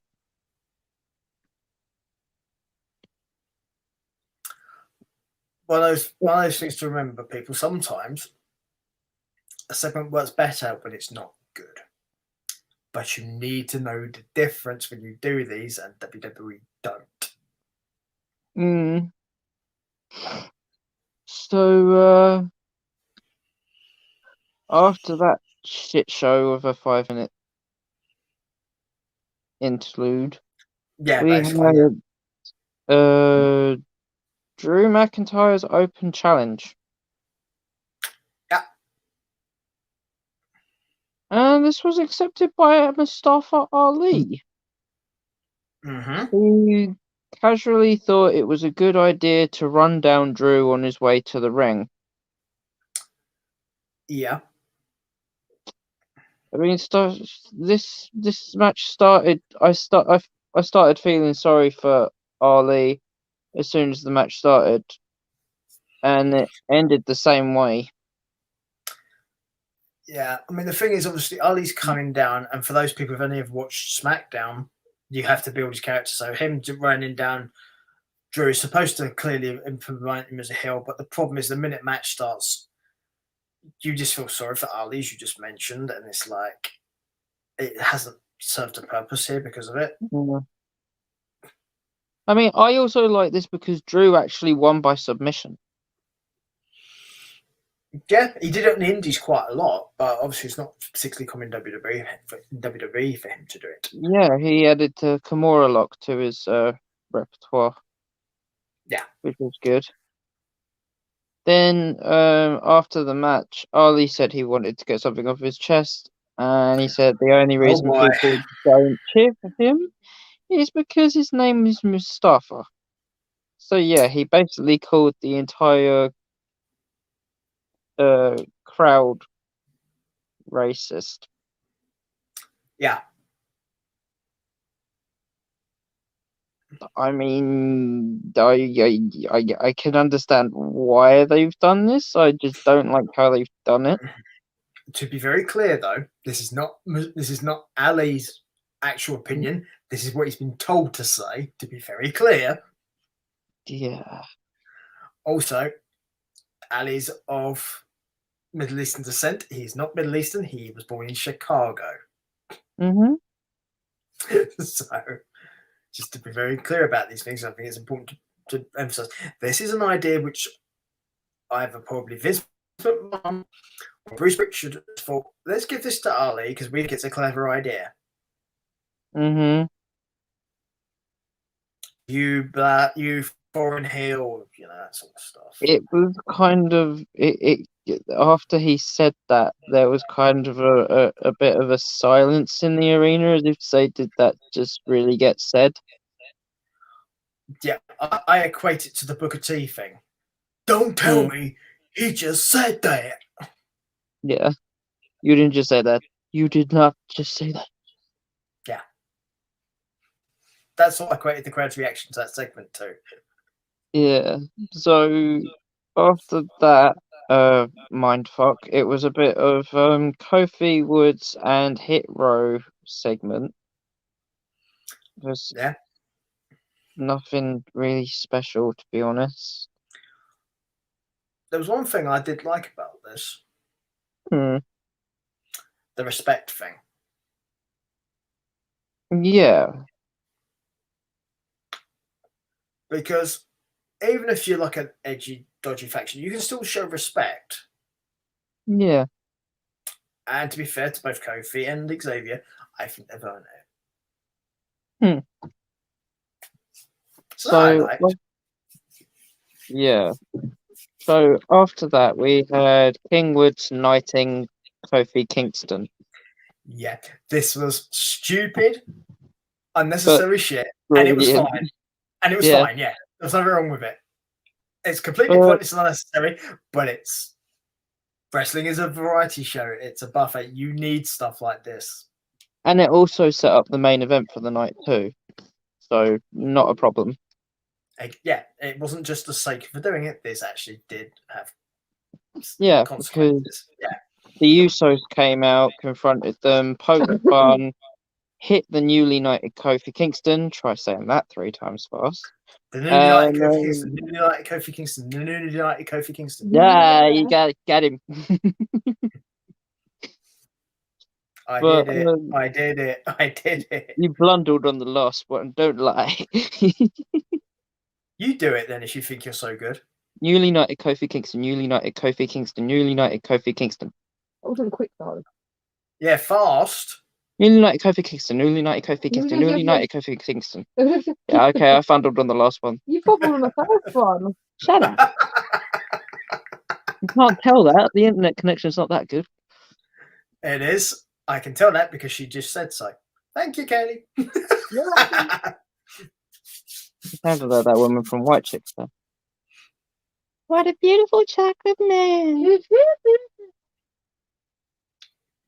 But I hope you're not implying that she sounds like Damian Wayans, because that's a different thing entirely. Yeah. Then we had a Raw recap for some reason too. After the Woods New Day segment thing. Yeah, I don't know. Then we had a trick or street fight. Corbin and Moss versus Shinsuke and Boogs. I mean, this had some funny moments. This was simply on the show because it's Halloween and they wanted to have a Halloween thing on it. That's pretty much what this was. Yeah, it was really chaotic, but all the best ones are really when it comes to trick or street fights. What I did like though was that Garza and Carrillo cost Shinsuke and Boogs the win, because it means that there's going to be another rivalry in the tag division. I would have much rather have seen Garza and his mate against Nakamura and Boogs though in this match. Oh yeah, no doubt, I would have too. But do we get what we're given here? No, that's why I watch AEW. So after that, we had Naomi versus Baszler. Oh yeah, come on! You need to mention the other part of this. Is much more important. There was no referee in the ring when these two women came out to the ring. So Sonya Deville came out and said, "I'm sorry, but due to Brock Lesnar's Havoc last week and budget cuts, we've had to suspend one of our referees. I will be refereeing this match." So we had Shayna Baszler versus Naomi with Sonya as the special guest as a referee. Naomi pinned Baszler for the 1-2-3. Baszler turned it round, pinned her for a second, and got a 3 count for it. yeah, you got the normal tropes out of Deville was a referee. She slow counted Naomi and then she fast counted for Baszler. Super. You'd expect. Also, bear in mind, Sonya Deville has no power. How the hell could she make herself a referee? And thirdly, and this is more important, why they're making light about the fact people got released or got suspended from their jobs. Not on. You can't have it be jovial, even if it's a heel, which Sonya is. That's not something you should be really going about. Yeah, especially WWE. Especially a heel with an official complex too. Yeah, and I really don't like Sonya doing this because Sonya is much better than this. Yeah. I like the fact that she congratulated Mandy Rose on Twitter, and that's like totally out of her character, like on-screen character. Yeah, I don't have an issue with that though. I think it's great. Yeah, I feel as though that's kind of like her sticking her middle finger up to the creative team because like she doesn't like the position she's been put in either. Yeah, I would also point out it's also a fact of obviously when all that stuff on with Sonya Deville and having in the trial and all that stuff, Mandy was the one who was there for her and to help her get through all that shit. So yeah, fuck you. That she's gonna like congratulate a friend for doing something good. Yeah. Not an I issue. mean, I've been told that Sonya's been interviewed about like this storyline, and she said she has absolutely nothing against Naomi, and she doesn't want anybody to think that she does. She is just doing a storyline. Yeah, which is absolutely what is going on here. They're trying to make Naomi like an underdog thing, but you don't need to.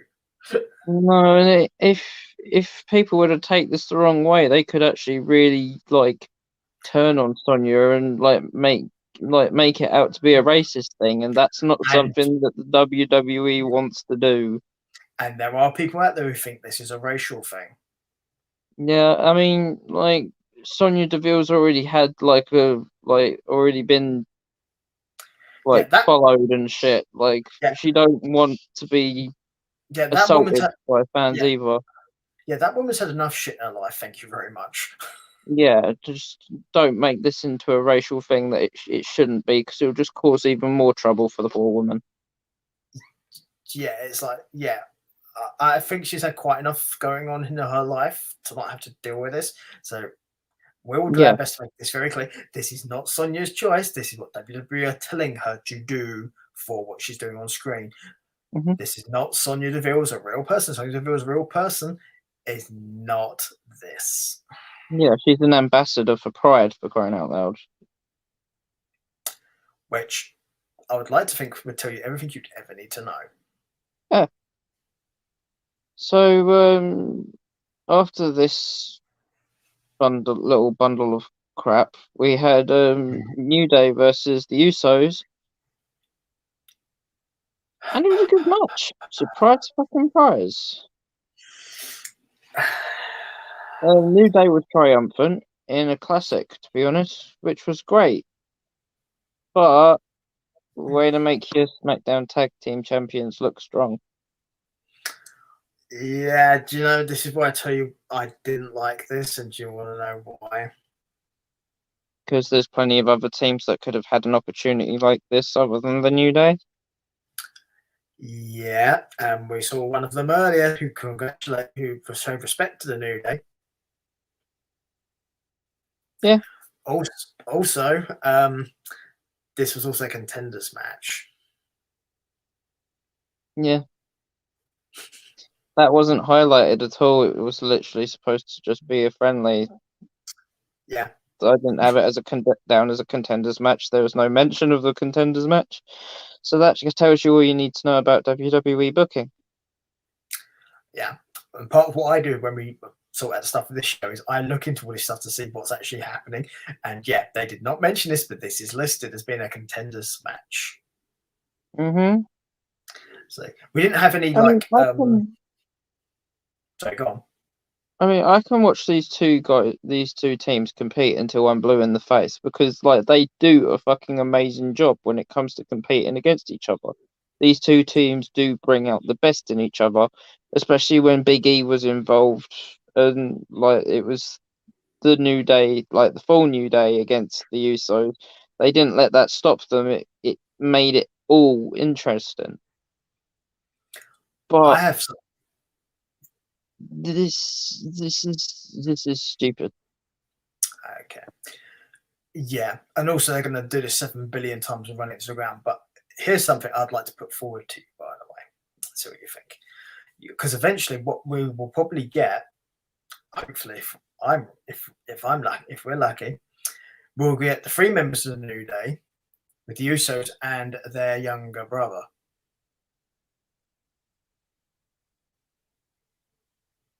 In a 6-man. Possibly. Now, doesn't that sound fun? Yeah. I Do I mean, think this will happen soon? No, but I want it. I say yes, but I would prefer to see Solo Sikoa in action first in NXT, just to see what kind of a fighter he actually is. So I'm part of me's not sure that he's going to fit in with the Usos. I've seen him. See, I haven't yet. Okay, yeah. I'm not going to say more than that, but I've seen him. He looks like a younger Umaga, if that makes sense. It would do because they're related. Yeah, but I mean the way that he looks like an absolute monster. Well, that's why when I mentioned this, you got the Usos and you got the New Day, but obviously, if you add Big E into it, then obviously you have him. So him and Big E, and then Kind of like Lashley versus Umaga all over again. Yeah, but you get my point there. You got the 2 teams, like the 4 shorter guys, and then you got Big E and him. Yeah, but obviously that won't happen for another year. Yeah. Oh, I think it's a while off, but it's Yeah. something that potentially could happen. Would be nice. Do I think they'll do it? Hell no, because it sounds too good to me. I do say that I will also say that Solo Sikoa, I like that they've mentioned the island in NXT, because this Island Street Fighter is his nickname in NXT, and the Island of Relevancy, it ties in, so that way when he does make his main roster debut, you'd think that he will come up to be with the Usos and Roman.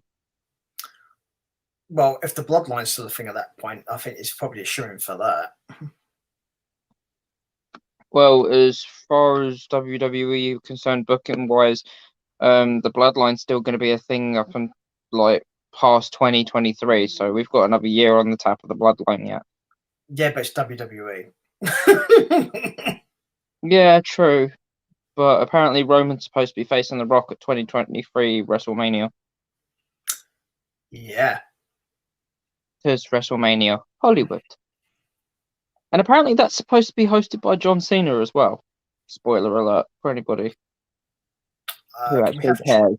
Can we have Chucky, please? No, you can't see him. It's not Halloween anymore. Da, da, da, da. Yeah, but can we have somebody who's actually good at being a host? That would be nice. That's why I pumped for Chucky, because Chucky is actually quite good.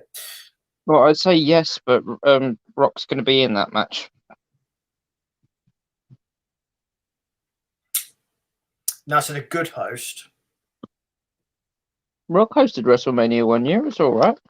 And he sucked at it. I'd actually liked him as a host.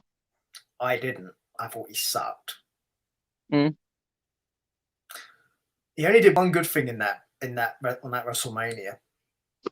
All right. He made him Derek Rowan in 3 seconds. He made sure Cena didn't win. Yeah. Yep.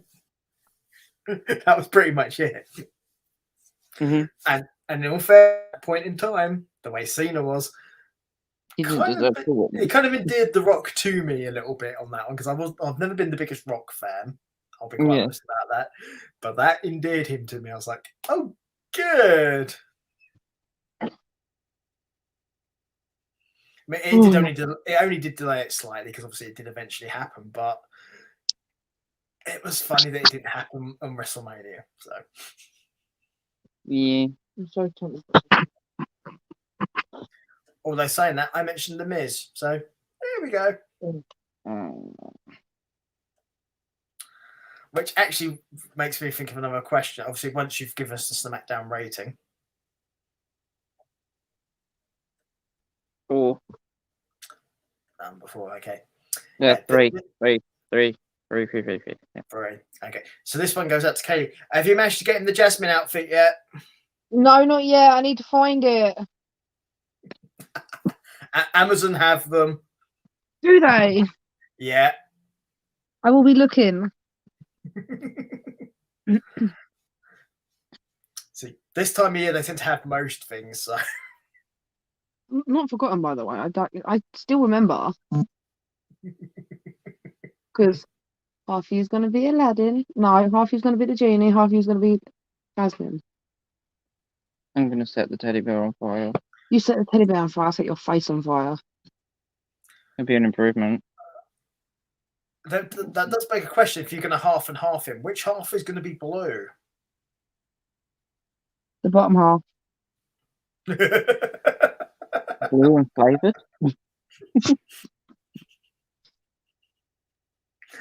Oh, so many songs, so many things I could say right now. Blue da ba dee da ba die. It's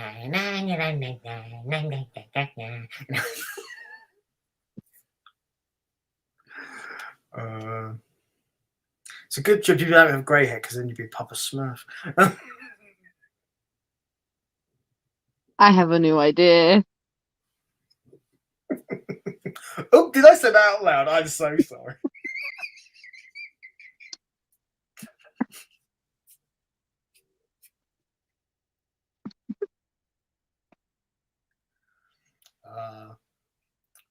See, now everyone's curious what this idea is. No, it's just for my eyes and imagination until I actually put it forward and do it. Aha, okay. So I've got to plan it first. Planet? Yep. Not plan it, but like I've got to design it all. All I'm hearing there is Baldrick from Blackadder. I have a cunning plan. Don't laugh, you're encouraging him. Good. Oh, I don't need encouragement, but feedback is always appreciated. That's what she said.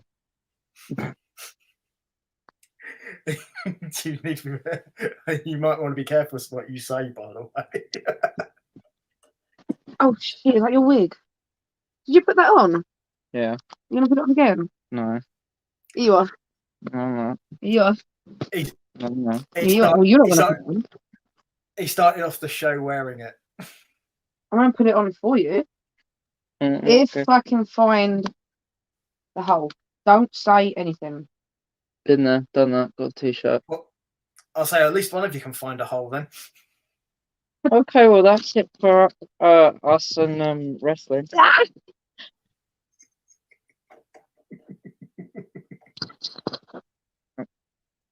Move your hands. Okay. You love me. You love me. You put your hands down. Kaylee, Didn't even Yes. put it on properly. do you know what a merkin is? No. Okay, you could use that as a merkin on him. I need to like Google that now. Yeah, I can't say what it is, but look up what it is. Oh shit. Right. What's a merkin? A merkin. Oh shit. Found it? Yeah. Yeah. Now, do you see where that could go now? But I'd lose it. Where would you lose? I'd lose it in the wig. Oh, in the wig. Tweezers and a microscope. No.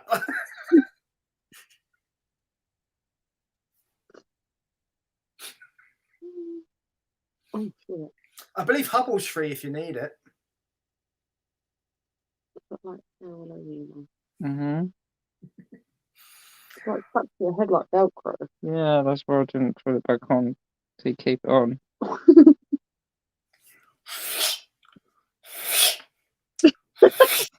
Wait, look this side. Oh my god, he grew so much hair.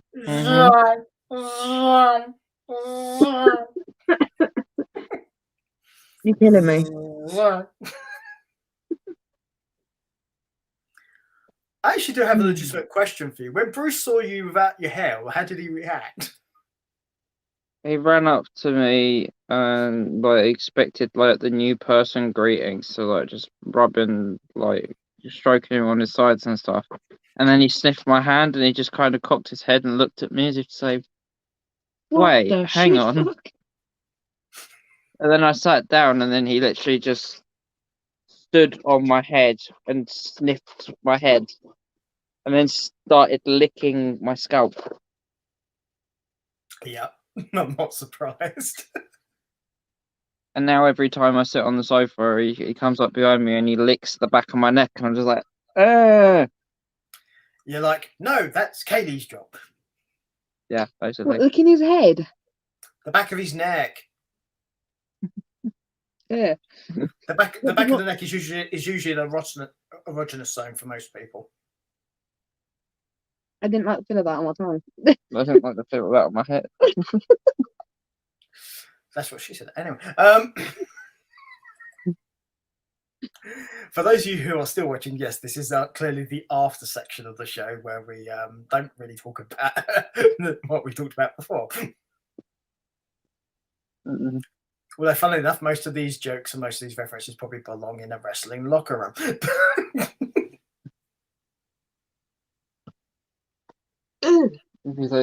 Get up, mongrel. What are you wearing, Kaylee? Is that like a onesie or something? Because yes, I saw like a bunch of polar bears or something that just come across the screen. It's a kitten onesie. Oh, it's kittens. Okay, it's because I saw the white. So hang on, I'm not finished there. Shit. It's got cat ears on her hood. Oh, okay. I don't know if you can. Where's the screen?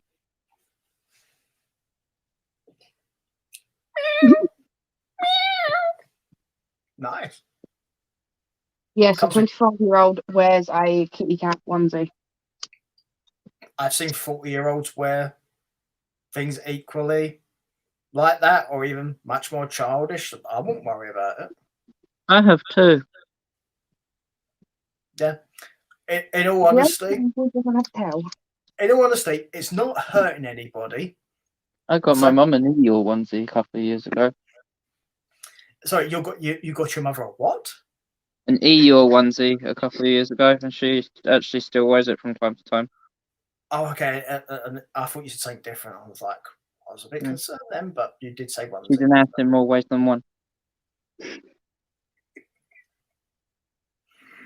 Oh, so many things. Join the club. There's a really bad joke I could make right now, but we're still streaming, so I'm not going to say it. Oh shit! I had to remind you to tell me what to say after. I can't say that. We're still on the air. Yeah, but basically, you know, he's talking about the shaving thing, about shaving hair. Yeah. Yeah, the joke was referencing to like when you talk about shaving. Well, you'd have to shave there. Yeah. Yeah, I can't say the actual word I was going to say. Right. Because that's the word that you can't say. See you next Tuesday. Yeah, that one. Oh, yeah. Okay, yeah. Okay, I remember now. Yeah, because you'd have one there and then you got one down there. I wrote it on a bit of paper to Aaron and he said, yeah. Can you not talk? Yeah. Well, if you don't want him to talk, just buy him a ball gag. Or could just do that. You could, but if he's a child, he'll lick your hand. Or bite me, like he usually does. Just go like this and get face paint all over you. Now, the thing about being bit, though, that's either a good or a bad thing, depending on whether it's eternal or not. Because for some people, it's in my hand to know.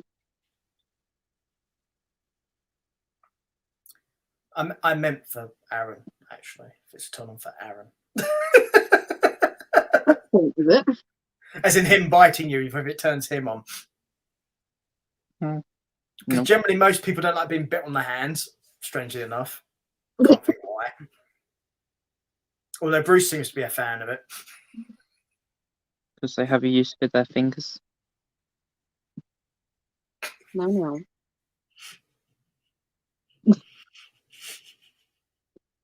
What could you possibly use your fingers for?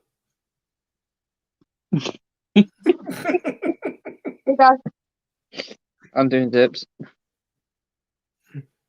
Oh no, I've got to do that up. Dips where? What kind of dips you're talking about? Is there a selection of where you dip?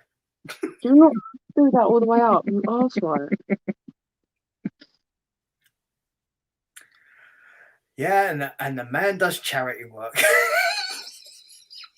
Oh, he's with me. That's the biggest charity of all. At least I'm consistent, I guess. Wow. That one's going to get you in trouble, I suspect. That I'm revolting. Okay, I'll revoke too, it's fine. You can't revoke. Okay. I would point out she knows where you sleep. She knows where you sleep, by the way, just to reiterate. I know where she sleeps too. And I know her most ticklish spots and Ain't that me, bitch? I like how she turns Mexican all of a sudden. I will hurt you. I will fuck you up. Throw me with a good time. Well, anyway. Yes, and now we've turned from the after show segment to the after dark segment. Oh, ladies and gentlemen, it's the foreplay before the arguing begins. Are you serious? So I told you to order food. I did, I ate it. 4 wings and a fucking corn on the cob. To be fair, I can believe he ate it all. Peter knows me. Like when I'm hungry, I eat. I don't order food for later because like I won't eat it because I won't be hungry. Yeah, he's a there and now thing when it comes to food. If it's there, it's going. Yeah. I'm not going to say what I'm going to say. And yes, I know there's a joke there, but I'm resisting it. You can say it if you like, but I'm not saying it. No, I can't say nothing. Well, I think you can. It's just you're choosing not to. Yeah. No, you don't count as food. There's a joke about all you can eat buffets, but you can make that one yourself. It's a joke for Aaron to make, not for me. Well, there's enough of it. It's more like KFC, finger licking good. Is that why you had those wet wipes early? Wet wipes? They give you them if you order a KFC meal. They give you wet wipes to clean your fingers. Don't know, I never use one. Yeah, but what about the KFC?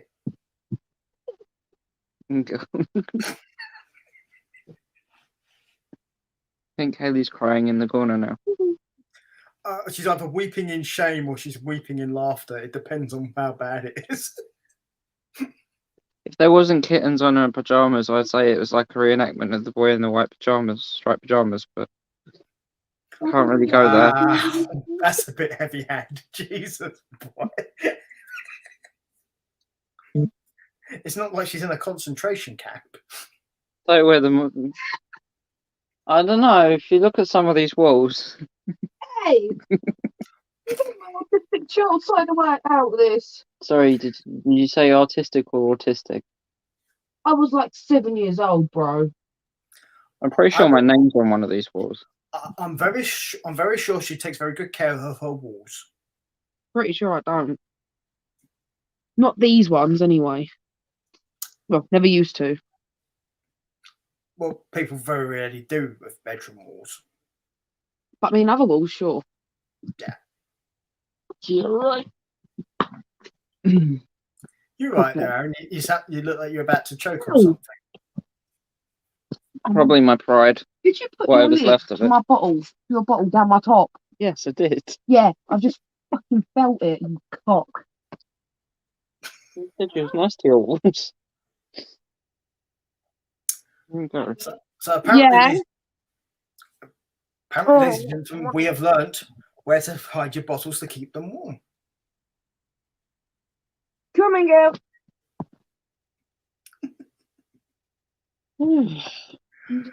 Dear. Right. Yeah, and to be fair, we've managed to keep that relatively clean too, which is kind of impressive. Surprisingly, yeah. Yeah. Oh dear. Well, hopefully everyone's enjoyed the after show. So we'll let everyone disappear, and obviously, I'm the CEO guys. I'm going to wave to everyone good night. We'll see you next time, guys. Obviously, there'll be no Halloween next time, but there will be bonfire night for those of you who are in the UK. Yep. So we might blow some stuff up. Aaron certainly will be. Bye bye.